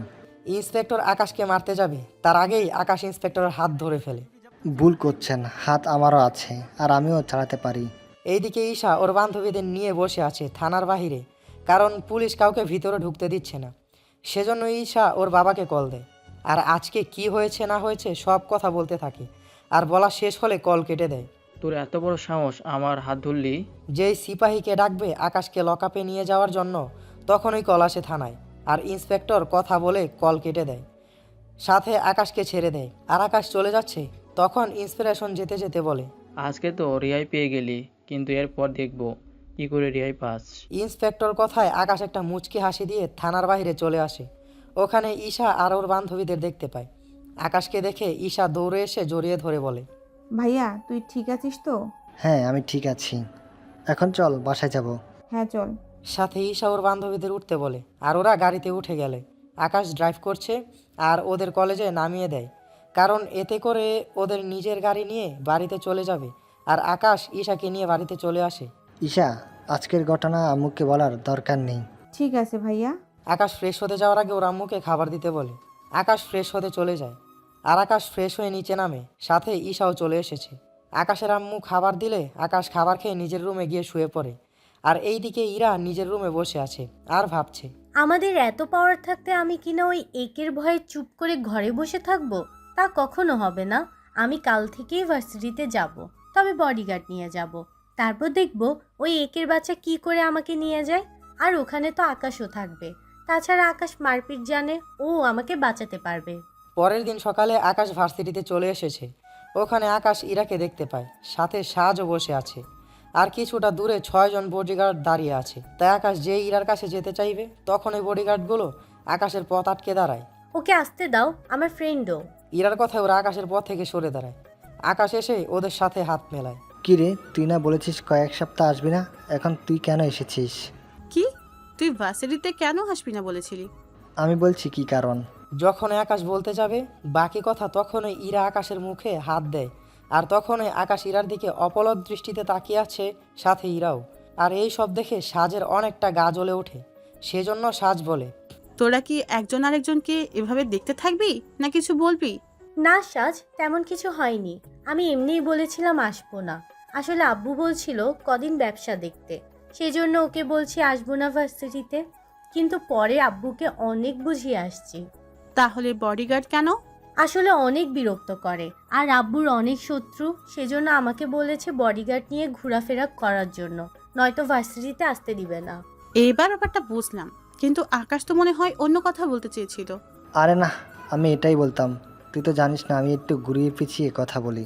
তোদের একটা হেল্প লাগবে আমার, করতে পারলি? 3 জনে মিলে পার্টি করব। কি হেল্প করতে হবে? কোনো ছেলে খোঁজা লাগবে নাকি? ধ্যাৎ, তেমন কিছু না। তোদের মধ্যে টিকটক ইউজ করছে কে কে? আমি তো এইসব ব্যবহার করারই সময় পাই না। আমিও এসব ব্যবহার করি না, কিন্তু তুই হঠাৎ করে জানতে চাইছিস কোনো সমস্যা হয়েছে নাকি? অনেক বড় সমস্যা। তোরা তো একে নাম শুনেছিস। একে ওর আইডি থেকে বলেছিল ও নাকি একটা মেয়েকে ভালোবেসে ফেলেছে। একের কথা শুনে ইরা ড্রে করতে লাগলো, সেজন্য আকাশ ওকে পানি খাওয়ায়। ঠিক আছো তো তুমি ইরা? হ্যাঁ, আমি ঠিক আছি। তুই কি যেন বলছিলি? বলছিলাম একে যে মেয়েকে ভালোবাসে ওই মেয়েটাকে খুঁজতে সাহায্য করতে পারবি? কথাটা বলায় আকাশ ইরার মুখের দিকে তাকায়, আর ইরা আকাশকে ইশারায় না করে। কি রে, চুপ করে আছিস কেন? আচ্ছা, আমরা কি করে জানবো কোন মেয়েকে ভালোবাসে? আর ওই মেয়েকে আমি খুঁজে কি করব? তোরা বুঝতে পারছিস না? আমার খুবই দরকার ছিল। তোরা কথা বল, আমি বাসায় যাব। আকাশ ভালো করেই জানে ইরা কেন বাসায় যেতে চাইছে, তাই আকাশ কোনো বাধা দেয়নি। ইরা চলে যাওয়ার পিছনে সাজও চলে যায়, আর ওরা দুজন চলে যাওয়াতে আকাশও চলে যায়। এইদিকে বড় অফিসার এসেকে ডাক দেয়, তাই এসে বড় অফিসারের কাছে যায়। স্যার, আমাকে ডেকেছেন? হ্যাঁ ডেকেছি।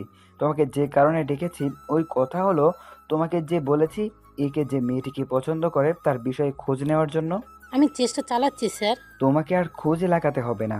এনজি আমাকে জানিয়েছে মেয়েটার ব্যাপারে, আর এও বলেছে একে শুধুমাত্র টিকটক ভিডিওতে বলেছে, কিন্তু রিয়েল লাইফে একে আজ পর্যন্ত ওই মেয়েটার সাথে না কথা বলেছে, না ওর সাথে কথা বলার প্রয়োজন মনে করেছে। তাই তুমি একের দিকে ফলো করো। কিন্তু এনজে কি করে জানলো?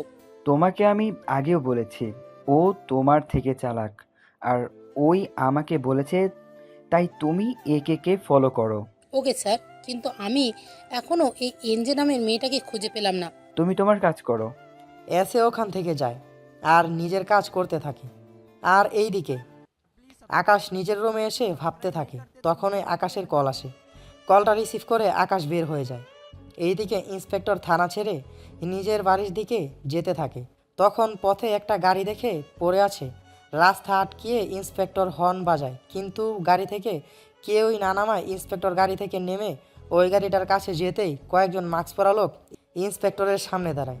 বন্দুক বের করে বলে, এই কে তোরা? আমরা একের লোক, আর তোকে তুলে নিয়ে যেতে এসেছি। একের কথা শুনে ইন্সপেক্টর ভয় পেয়ে যায়, কারণ এই শহরে সবাই মোটামুটি একে সম্পর্কে খুব ভালো করেই জানে। দেখুন, আমি তো কোনো ক্ষতি করিনি। একে তাহলে আমাকে কেন তুলে নিয়ে যাবেন? তোকে কৈফিয়ত দিতে রাজি না। আমাদের সাথে ভালোর ভালো আয়, নয়তো মেরে নিয়ে যাব। প্লিজ আমাকে জানে মারবেন না। এইদিকে অন্তর এই ইন্সপেক্টরকে ধরে নিয়ে আসে একের সামনে। একে মুখে মাস্ক পরে বসে আছে একটা চেয়ারে, আর ইন্সপেক্টর হাত জোর করে দাঁড়িয়ে আছে। আমাকে ছেড়ে দিন প্লিজ, আমি তো আপনার কোনো ক্ষতি করিনি। আমার ক্ষতি করার মতো এখনো ওই ক্ষমতা তোর হয়নি। তাহলে আমাকে এখানে কেন এনেছেন?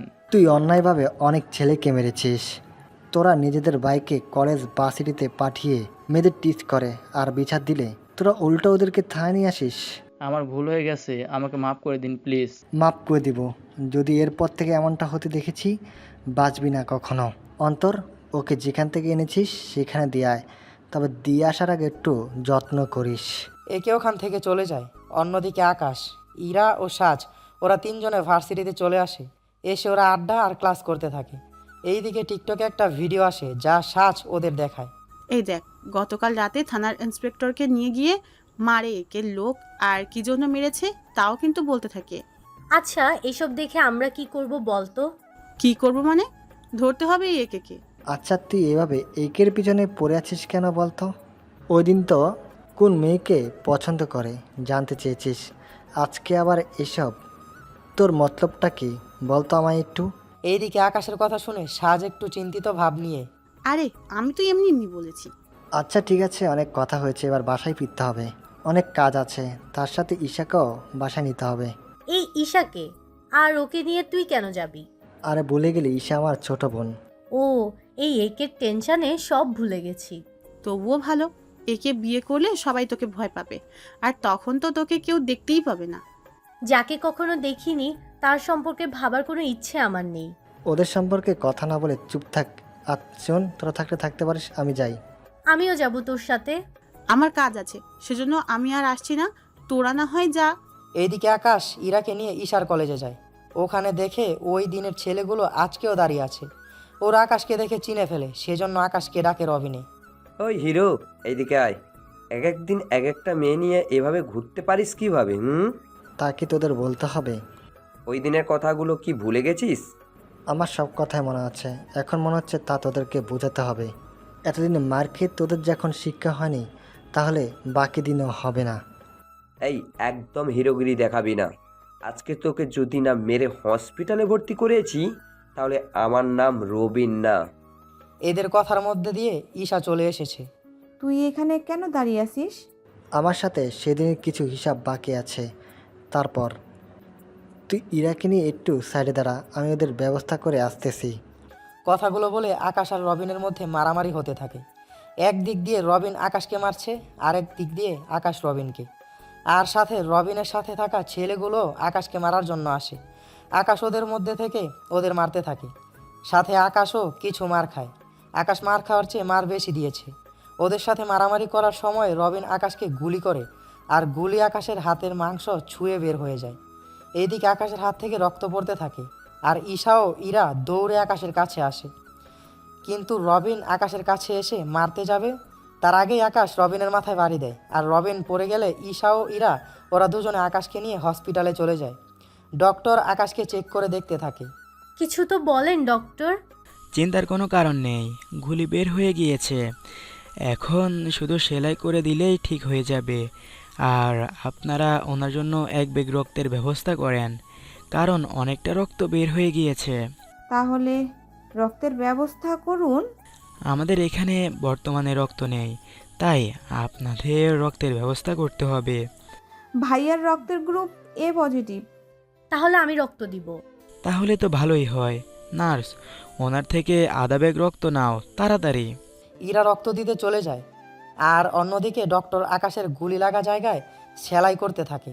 ইরার রক্ত দেওয়া শেষ হয়ে গেলে নার্স রক্ত দিয়ে আসে, আর তা সেলাইনের সাহায্যে রক্ত আকাশের শরীরের ভিতরে দেয়। ডক্টর সেলাই শেষ করে আকাশকে বেডে শিফট করতে বলে। কয়েকজন ওয়ার্ড বয় আকাশকে একটা বেডে গিয়ে শুইয়ে দেয়। ডাক্তার, ভাইয়ার কতদিন লাগবে সুস্থ হতে? 15 দিনের বেশি লাগবে, কারণ সেলাইগুলো শুকাতে একটু সময় লাগবে। তা এখন কি বাড়িতে নিয়ে যেতে পারবো? এখন না, 2 থেকে 3 ঘন্টা পর না হয় নিয়ে যাবেন, আর কোনো সমস্যা হবে না। ধন্যবাদ ডক্টর। তাহলে আপনারা বিল পাঠিয়ে দেন, আমি পরিশোধ করে দিচ্ছি। ডক্টর চলে যাওয়ার পর ইরা ঈশাকে জিজ্ঞেস করে, কি বলেছে ডক্টর? কখন নিয়ে যেতে পারবো? ডক্টর তো বললো 2 থেকে 3 ঘন্টা পর। তা তোমার মা বাবা কেউ আসেনি এখন? তুমি কি কল দিয়ে ওনাদের আসতে বলনি? আসলে আমি বাড়িতেই যাইনি, এখনও সেজন্য বাড়ি থেকে কেউ আসেনি, তাই আমি ভাইয়ার সাথেই থাকি। আর তোমার এখন রেস্টের প্রয়োজন, তাই তুমি না হয় বাসায় চলে যাও, আমি ভাইয়ার জ্ঞান ফিরলে একসাথে চলে যাব ভাইয়াকে নিয়ে। আরে আমাকে নিয়ে ভাবতে হবে না তোমাদের, তোমার ভাই ঠিক হলেই হবে। আর আমি বাড়িতে জানিয়ে দিচ্ছি আমার লেট হবে। তুমি আবার কোথায় যাবে এখন? কোথায় আবার? তোমাদের বাসায়। সেজন্যই তো মাকে কল দিয়ে বলবো যে আমার আসতে দেরি হবে। কিন্তু আমাদের মতো গরিবের বাড়িতে তুমি কিছু সময় থাকবে কিভাবে? দেখো, এসব নিয়ে ভাবতে হবে না। এরই মধ্যে ডক্টর নার্সকে দিয়ে বিল পাঠিয়ে দিয়েছে। আর বিল দেওয়ার জন্য ইরা নার্সকে নিয়ে নিচে চলে আসার সময় ইরাকে বলে, ইরা আপু, তুমি ভাইয়ার কাছে থাকো, আমি বিল মিটিয়ে দিয়ে আসি, আর ভাইয়ার জ্ঞান ফিরলে বাড়িতে নিয়ে যাব। ঠিক আছে, তুমি যাও, আমি আছি এখানে। ঈশা নিচে চলে যায়, আর ইরা গিয়ে আকাশের পাশে বসে আর আকাশের দিকে তাকিয়ে আছে। অন্যদিকে ঈশা হসপিটালের বিল মিটিয়ে দিয়ে রুমে চলে আসে, আর দেখে ইরা আকাশের বুকে মাথা রেখে শুয়ে আছে। আর ইরাও কারো আসার শব্দ টের পেয়ে বুক থেকে উঠে যায়। ঈশা, তুমি যা ভাবছো আসলে তা নয়। আমার মনে হলো আকাশ কিছু বলছিল, তাই আমি মাথার কাছে গিয়েছি তা শোনার জন্য। সত্যি কি কথা শুনতে গিয়েছে, যা নাকি অন্য কোনো ঘটনা? কি ভাবছো ঈশা? কিছু না, ভাবছি ভাইয়া আমাকে নিয়ে কত সমস্যায় না পড়ে, আমার জন্য শুধু শুধু মারামারি করে, এছাড়া আর কোনো কাজই করে না ভাইয়া। কি করবে, যেমন ভাই তার তেমন বোন। কিছু বললে কি? ওই যে তোমার ভাইয়ের জ্ঞান ফিরেছে। এইদিকে আকাশের জ্ঞান ফিরে। আকাশ ইরা আর ঈশাকে দেখতে পায়। আকাশ জ্ঞান ফিরতে ইরা ও ঈশা আকাশকে ধরে হসপিটালের বাইরে নিয়ে আসে, আর গাড়িতে বসিয়ে বাড়িতে নিয়ে আসে। ইরা গাড়ির দরজা খুলে বের হয়ে অনেকটা অবাক হয়ে তাকিয়ে আছে। ঈশা, তুমি কি ভুল ঠিকানায় চলে এসেছো নাকি? ভুল ঠিকানা হবে কেন? তাহলে এই কোথায় আসলাম? তুমি তো বলেছিলে তোমরা গরিব, কিন্তু এটা তো শাহজাহান চৌধুরীর বাড়ি। আর এনাদের কোনো কোনো কিছুরই অভাব নেই। উনি আমার বাবা। কি? উনি তোমার বাবা হলে তোমার ভাই এভাবে চলে কেন? ভাইয়া আবার কোনোভাবে চলো। পরে বলবো। এখানে গার্ডসদের বলো ওকে ভিতরে নিয়ে যেতে। গার্ড লাগবে না, আমরা দুজনে না হয় ধরে ভেতরে নিয়ে যাব। তাহলে আসো গাড়ি থেকে নামাই। ইরা ও ঈশা মিলে আকাশকে গাড়ি থেকে নামায়, আর গার্ডরা দেখে এই দিকে আসতে গেলে ঈশা ইশারা করে না করে আসার জন্য। সেজন্য গার্ডরা আবার নিজেদের জায়গায় চলে যায়। ওরা গাড়ি থেকে বের করলে আকাশ মাঝখানে আর বাকি দুই পাশে ওরা দুইজন। কিন্তু ঈশা বুদ্ধি করে ইরাকে বলে, তুমি ভাইয়াকে ধরে নিয়ে আসো, আমি ভেতরে গিয়ে আম্মুকে ডেকে আনছি। কথাটা বলে ঈশা চলে যায় বাড়ির ভিতরে। আর এই দিকে ঈশা, আমি একা পারবো না। এই ঈশা, ঈশা। কিন্তু ইরার কথা শোনার আগেই ঈশা বাড়ির ভিতরে চলে যায়। কিন্তু ইরা তো এবার ফেঁসে গেছে, কি করবে তাই কোনো উপায় না পেয়ে ইরা আকাশের হাত নিজের কাঁধে নেয়, আর আরেক হাত দিয়ে আকাশকে জড়িয়ে ধরে আস্তে আস্তে হেঁটে বাড়ির ভিতর আসতে থাকে। এইদিকে দূর থেকে আকাশের এমন অবস্থা দেখে আকাশের আম্মু গার্ডদের বলে, এই তোমরা দাঁড়িয়ে আছো কেন? দেখছো আমার ছেলেটা হাঁটতে পারছে না, আর তোমরা ওকে ধরার বদলে এখানে দাঁড়িয়ে আছো? আম্মু তুমি একটু চুপ করো তো, আমি ওদের বলছি না আসতে। কেন? তুই দেখছিস না ওর কি অবস্থা হয়েছে? আম্মু দূর, তুমি তা বুঝবে না। আর যে মেয়েটি ভাইয়াকে নিয়ে আসছে ও হবে তোমার হবু বউ আর আমার একমাত্র ভাবি। কি বলছিস? সত্যি? আসলে আম্মু এই ব্যাপারে এখন ওকে কোনো কথা বলতে পারবে না, ঠিক আছে? মনে থাকে যেন। এখন চলো ভাইয়াকে এখানে বসাই। ইরা বাড়ির ভিতরে নিয়ে আসলে ঈশা আর ওর আম্মু দুজনে আকাশকে ধরে সোফার উপর শুইয়ে দেয়। কি হয়েছে ঈশা তোর ভাইয়ের? আম্মু, আমাকে কিছু ছেলে টিজ করাতে ভাইয়া ওদের সাথে লাগতে গিয়ে হাতে গুলি লেগেছে, কিন্তু গুলি হাত ছুঁয়ে বেরিয়ে গিয়েছে। সত্যি বলছি আম্মু। এই তোর জন্য আমার ছেলেটা বারবার নিজের বিপদ ডেকে আনছে। আমি কি করলাম? আমি কি বলেছি নাকি তোমার ছেলেকে ওদের মারার জন্য? সবটাই তো বুঝলাম, কিন্তু এই মেয়েটাকে, ওকে তো চিনলাম না। আম্মু উনি ভাইয়ার ক্লাসমেট। ভারী মিষ্টি মেয়ে তো। কি নাম তোমার মা? আন্টি, আমার নাম হচ্ছে ইরা রহমান, শরীফুল রহমানের একমাত্র মেয়ে। তোমার আব্বু তো আমাদের বাড়িতে মাঝে মাঝেই আসে।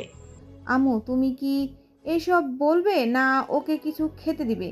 ভাইয়া এখন ঠিক আছে, এখানে কিছুক্ষণ শুয়ে থাকুক, পরে না হয় রুমে নিয়ে যাব। চল ইরা, তোমাকে কিছু খাইয়ে দিই। না আন্টি, আমি কিছু খাবো না, আর আমি চলে যাব এখন। কোথাও যেতে হবে না, তুমি দুপুরে আমাদের বাড়িতে খেয়ে তারপর যাবে কোথাও, ঠিক আছে?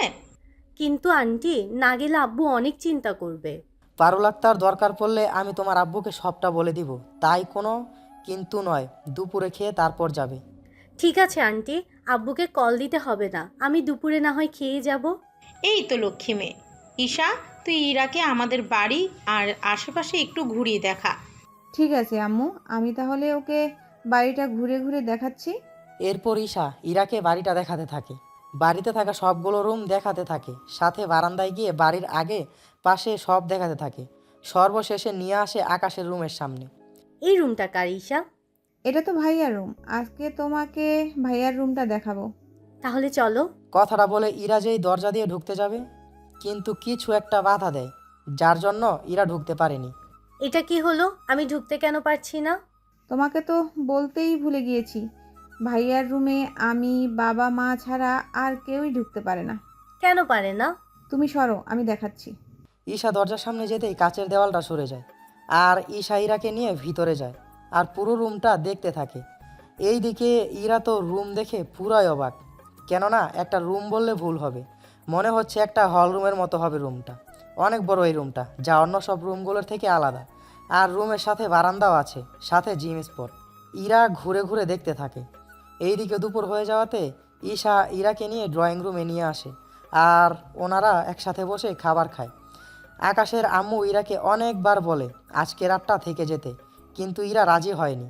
এই জন্য আকাশের আম্মু আর জোর করে না। এতে ইরা দুপুরে লাঞ্চ করে বেরিয়ে যায়। ইরা বের হওয়ার পর কিছু গার্ড আকাশকে ওর রুমে দিয়ে আসে। এইদিকে আকাশ নিজের রুমে শুয়ে আছে। অন্যদিকে স্যার, আজকে কোনো ইনফরমেশন পাইনি। কি বলো, এভাবে চলতে থাকলে তো আমরা কখনো একে অবধি পৌঁছাতে পারবো না। স্যার, আমরা কি কারো সাহায্য নিতে পারবো? এখানে কার সাহায্য নিবে তুমি? এই যে এই দুজনের সাহায্য নেওয়ার চেষ্টা করব, তাহলে মনে হয় অনেকটা সহজ হবে। সে যাই করো, তোমার পরিচয় যেন কেউ না জানে তার দিকে খেয়াল রাখবে। অবশ্যই স্যার, আপনি চিন্তা করবেন না, ওরা আমার বন্ধু, আশা করি এমন কোনো সমস্যা হবে না। কথাগুলো বলে এসে নিজের রুমে চলে যায়। অন্যদিকে রাত 12টা বাজে। ইরা শুয়ে আকাশের কথা ভাবতে থাকে। আচ্ছা, আকাশ কি এখন ঠিক আছে, না এখনো ঘুমোচ্ছে? আকাশের হাত নিজের কাঁধে নিয়ে হাঁটা আর তার সাথে নিজের একটা হাত দিয়ে আকাশকে জড়িয়ে ধরা কেমন একটা রোমান্টিক রোমান্টিক লাগছে। এসব ভাবতে থাকে ইরা, যার জন্য এখনও ঘুমাতে পারেনি ইরা। কিন্তু কি করবে, বারবার ওই দৃশ্যটা মনে পড়ে যায় ইরার সামনে। কিছুক্ষণ পর ইরার মোবাইলে একটা কল আসে, তাই কলটা রিসিভ করে। কে বলছেন? আর এত রাতেই বা কল কেন করছেন? আমি বলছি, আর এত রাতে কল করার কারণ আছে, সেজন্য কলটা করা। আপনি যে কারণেই কলটা করে থাকুন না কেন, আপনি কি নামটা তো বলবেন? আমার নাম আর মাফিয়া জগতে সবাই আমাকে বলেই জানে। একে নামটা শোনার পর ইরার হাত থেকে মোবাইলটা পড়ে যায় ভয়ের কারণে। এইদিকে ইরা আবার সাহস করে ফোনটা হাতে নেয়। হ্যালো হ্যালো, চিনতে পেরেছেন আমাকে, নাকি নামটা শুনে ভয় পেলেন? আপনি আমাকে কল কেন করছেন? আমি আপনার জীবন বাঁচালাম, আর এখন বলছেন কেন কল করেছি? আপনি আমাকে বাঁচিয়েছেন তার ধন্যবাদ, কিন্তু তাই বলে আপনি আমাকে এত রাতে ফোন দিবেন? দেখুন, এত ভয়ে ভয়ে কথা বললে আমি কথা বলতে পারবো না। আমি আপনার ব্যাপারে সব কিছু জানি, তাই আমাকে ভয় পাবেন না। আপনি কোথায় থাকেন, কি করেন, পরিবারে কে কে আছে, আর আপনার নম্বরটা যখন সংগ্রহ করতে পেরেছি, আপনার সব কিছুই আমি জানি। সব কিছু জানার পরও কী জন্য কল দিয়েছেন আমাকে? আপনি জানেন না আমাকে কল দেওয়াতে আপনার কতটা ক্ষতি হতে পারে, তা কি ভুলে গেছেন? না, ভুলিনি। আর আমি এটাও বলিনি কল ট্রেক করা এত সহজ নয়। আর আমি আপনাকে প্রথম দেখাতে ভালোবেসে ফেলেছি, আর আমি আপনাকে বিয়ে করতে চাই। এই, আপনার সাহস তো কম না? আপনি জানেন আপনি কাকে কি বলছেন? আমি ইচ্ছে করলে আপনার কতটা ক্ষতি করতে পারি, তার কোনো আইডিয়া আছে আপনার কাছে? আপনি আমাকে ভয় দেখাচ্ছেন, কিন্তু চিন্তা করবেন না, আমাকে ভয় দেখানো এত সহজ না। তা আপনি কি করবেন বলুন? আপনি তো ওই কাজটা করতে এসেছেন যা আপনি সারা জীবন চেষ্টা করেও সম্ভব করতে পারবেন না। তাছাড়া আমি যদি সবাইকে বলে দিই সে মেয়েটি আপনি, তাহলে তো বুঝতেই পারছেন কি হতে পারে আপনার। আমার আবার কি হবে? আপনি আমার জিয়াপ। এটা জানার পর ছোটোখাটো সব মাফিয়া আপনাকে কিডন্যাপ করতে চাবে, তার উপর তো পুলিশের যারা আছেই। এর নিয়ে হয়তো বছর কেটে যাবে, তারপরে ভাবুন আপনাকে কোনো ছেলে বিয়ে করতে চাইবে না আমার ভয়ে। বুঝতে পেরেছেন? আপনি হয়তো জানেন না আমি একজনকে ভালোবাসি, আর আমি তাকেই বিয়ে করব। তাই আপনি আমাদের দুজনের মধ্যে না আসলে অনেক খুশি হব। তার হচ্ছে না। আমি যখন আপনার লাইফে এন্ট্রি নিয়েছি, সেখানে আপনাকে তুলে নিয়ে এসে আপনার সাথে দেখা করব। তাতে আপনি আর এতে কিছুই করতে পারবেন না। আপনি আমার কিছুই করতে পারবেন না, কারণ আমি যাকে ভালোবাসি সে মারামারি ক্যারাডিক সব পারে, আর ওর সামনে আপনি কোনো দিনও টিকতে পারবেন না। তা আপনি যে তার এতটাই গুণগান করছেন, তো বলুন সে ছেলেটির নাম। তাই তো? আপনি কি করে ওর নাম জানলেন? আমি আগেই বলেছি আমি সব জানি। আপনি যে ওকে ভালোবাসেন তা ওই ছেলেটি জানে না, তা আমি জানি। আর আমার যেহেতু আপনাকে পছন্দ হয়েছে, তাহলে আমি আপনাকে বিয়ে করেই ছাড়বো। দেখাই যাক না কে কি করতে পারে, আমিও দেখব কি করে আমাকে বিয়ে করেন। বলে ওরা দুজনেই কল কেটে দেয়। এইদিকে কল কেটে দিয়ে ইরা ভাবতে থাকে, সত্যি এই একে অনেক সাংঘাতিক লোক। তা না হলে আমাকে খুঁজে বের করে সাথে সব ডিটেইলসও বের করে নিয়েছে। আমাকে সব তাহলে জানতে হবে। এইদিকে পুলিশের এসিপিও দেখা করতে এসেছে ডিআইজির সাথে। হ্যালো স্যার, কেমন আছেন? আরে এনজে তুমি, আর তোমাকে তো দেখাই যায় না আজকাল। স্যার আপনি তো সবটাই জানেন। তা তো জানবই। এখন বলো, কোনো খবর পেয়েছো? এসএকে বলেছিলাম, কিন্তু ও তো কোনো তথ্যই তেমন একটা জোগাড় করতে পারছে না। স্যার আমি জানি, আরেকটা খবর পেয়েছি ওই একের সম্পর্কে। কি তথ্য, তাড়াতাড়ি বলো। এরপর এনজে বড় অফিসারের সাথে কিছু বলতে থাকে, কি হয়েছে না হয়েছে। বড় অফিসার তো সবটা শুনে একেবারেই অবাক। কি বলছে এসব? সবটা জেনে গেলে তো অনেক বিপদ হয়ে যাবে। চিন্তা করবেন না স্যার, ও কোনো ক্ষতি করবে না, কারণ আমার বিশ্বাস আছে। শুধু সমস্যা পাশের কাগজ যদি ক্ষতি করে দেয়। তাহলে তুমি একটা কাজ করো, তুমি ওদের অ্যালার্ট করে দেওয়ার ব্যবস্থা করো। আর একটা কথা, আপনি এইসব কথা ওই এসএকে বলবেন না। ঠিক আছে, তাই হবে। কেউ কিছু জানবে না, আর তুমি নিজের খেয়াল রেখো। এরপর এনজে চলে যায় ওখান থেকে। এইদিকে রাতের বেলা আকাশ খাবার খেয়ে নিজের রুমে আসে। ইরার কথা মনে পড়তেই ওকে একটা কল দেয়। কেমন আছো ইরা? না, আকাশকে এখন এই সম্পর্কে কিছু বলা যাবে না। এমনিতেই ও অসুস্থ, এসব বললে আরও টেনশন করবে। কি হলো, চুপ করে আছো যে? না কিছু না। তুমি রাতে খেয়েছো? হ্যাঁ, ঈশা খাইয়ে দিল। আর তুমি খেয়েছো? হ্যাঁ খেয়েছি। আর শোনো, কাল আমি তোমার বাসায় আসবো। কেন আসবে? কেন আবার? তোমাকে দেখতে আসবো। তাহলে একটা কাজ করো, সাজকেও নিয়ে আসো। ওই বজ্জাত, আমি আসতে চেয়েছি বলে দাম বেড়ে গেছে, আর এখন সাজকে নিয়ে আসতে হবে। ওই মেয়ের নাম মুখে নিলে একদম মুখ ভেঙে দিব বলে দিলাম। আমি তো শুধু নিয়ে আসতে বললাম। একদম চুপ থাক। আর একটা কথা বললে যে হাত ভালো আছে না, ওই হাতটাও ভেঙে দিব, বুঝলি? আর আমি আসবো আমার ইচ্ছায়। আমি কোনো মেয়েকে সাথে করে নিয়ে আসতে পারবো না, বুঝলি? আরে রেগে যাচ্ছ কেন? আমি তো এমনি এমনি বলেছি। তোর রাগের গুষ্টি কিলায়। একটা কথাও না বলে একদম চুপচাপ ঘুমিয়ে পড়, আর কাল দেখবি কি হয়। কথাগুলো বলে কল কেটে দেয়। এইদিকে ইরার কথাগুলো আকাশের মাথার উপর দিয়ে যাচ্ছে। কি থেকে কি হয়ে গেল। একবার তুমি, একবার তুই, আল্লাহ জানে। আরো কত কি শুনতে হবে এই মেয়ের কাছে, আল্লাহ জানে। পরের দিন সকালে ইরা ঠিকই আকাশের বাসায় এসে হাজির হয়, কিন্তু ওখানে সাজকে দেখে অনেক রেগে যায়।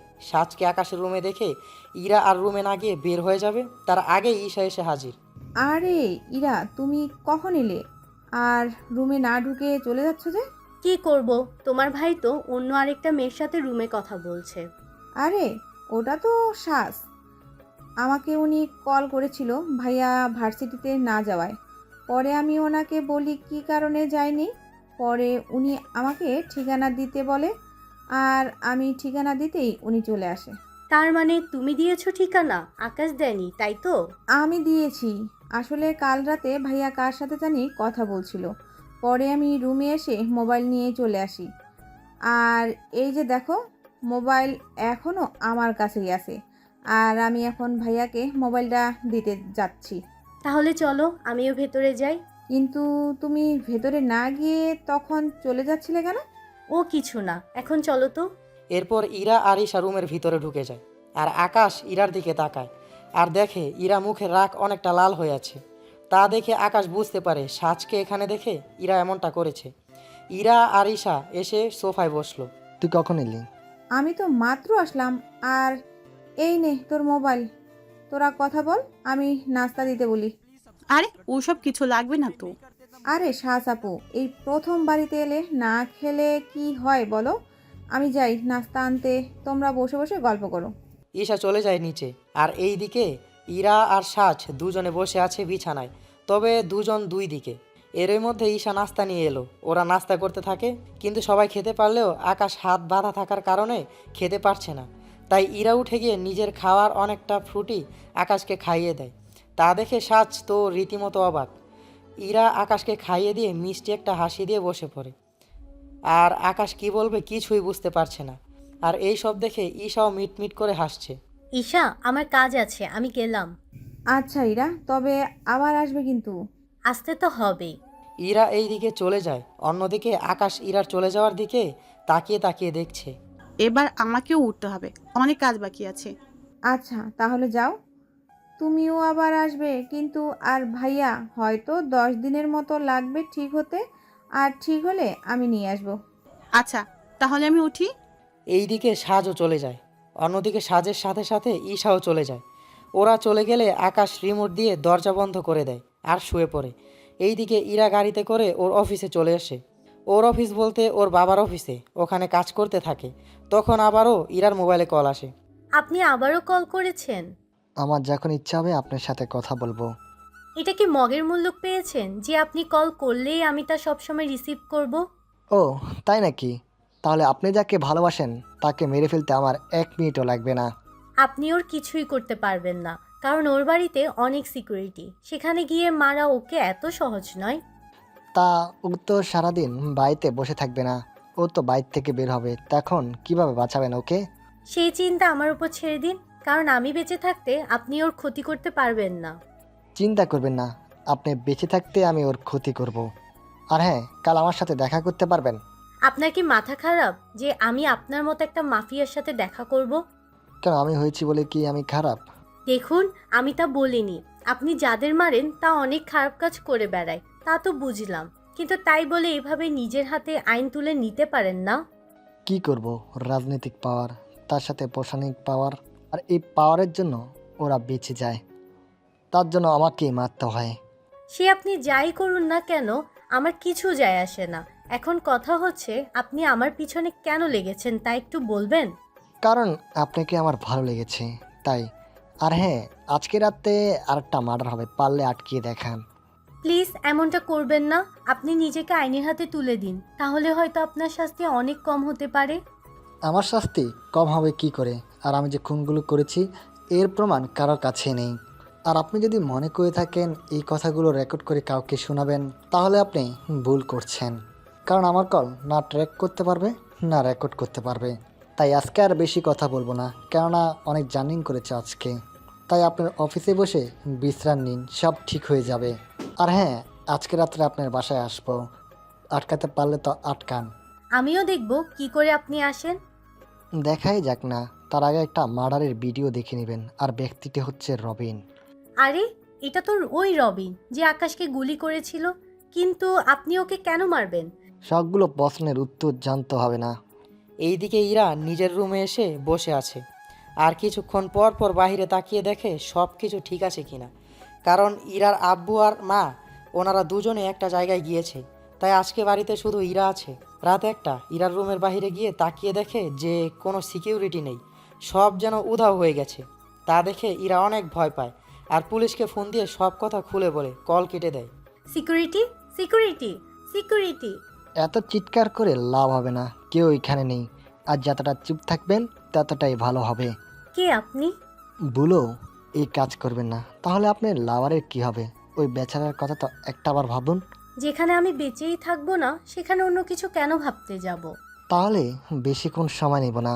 আপনি তো আবার পুলিশকে খবর দিয়েছেন, কিন্তু চিন্তা করবেন না, পুলিশ বাড়িতে ঢুকতে পারবে না। আর যদি ঢুকেও তার আগে আমি চলে যাব।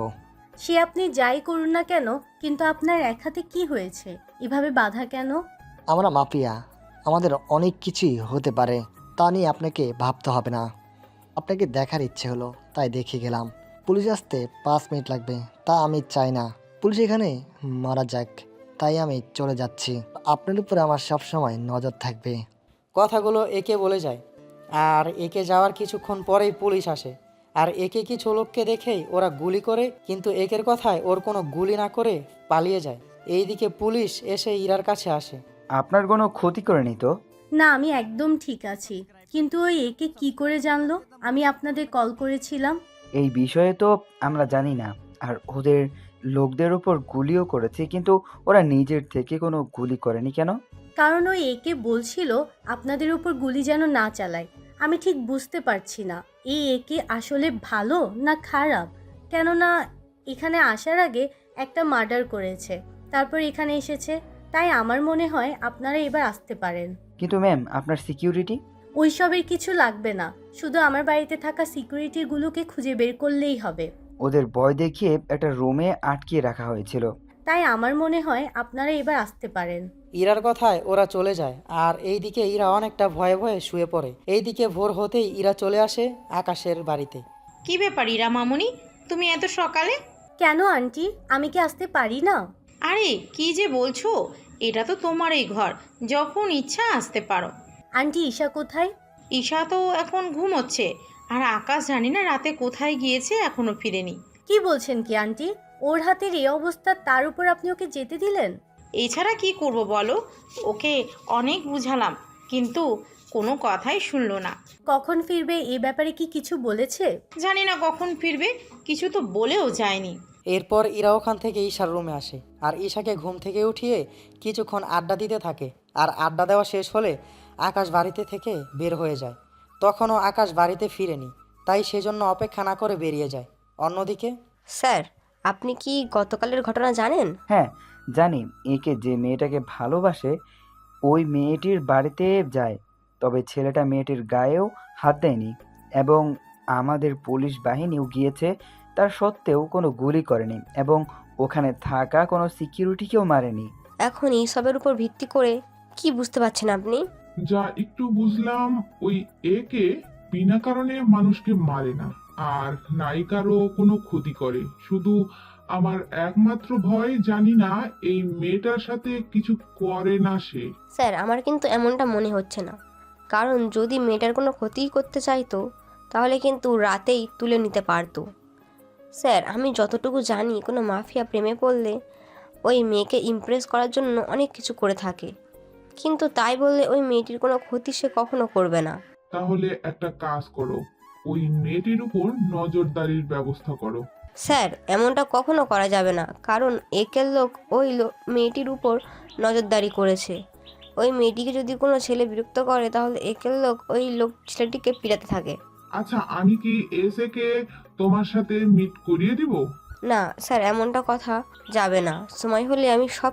এনজে ওখান থেকে চলে আসে।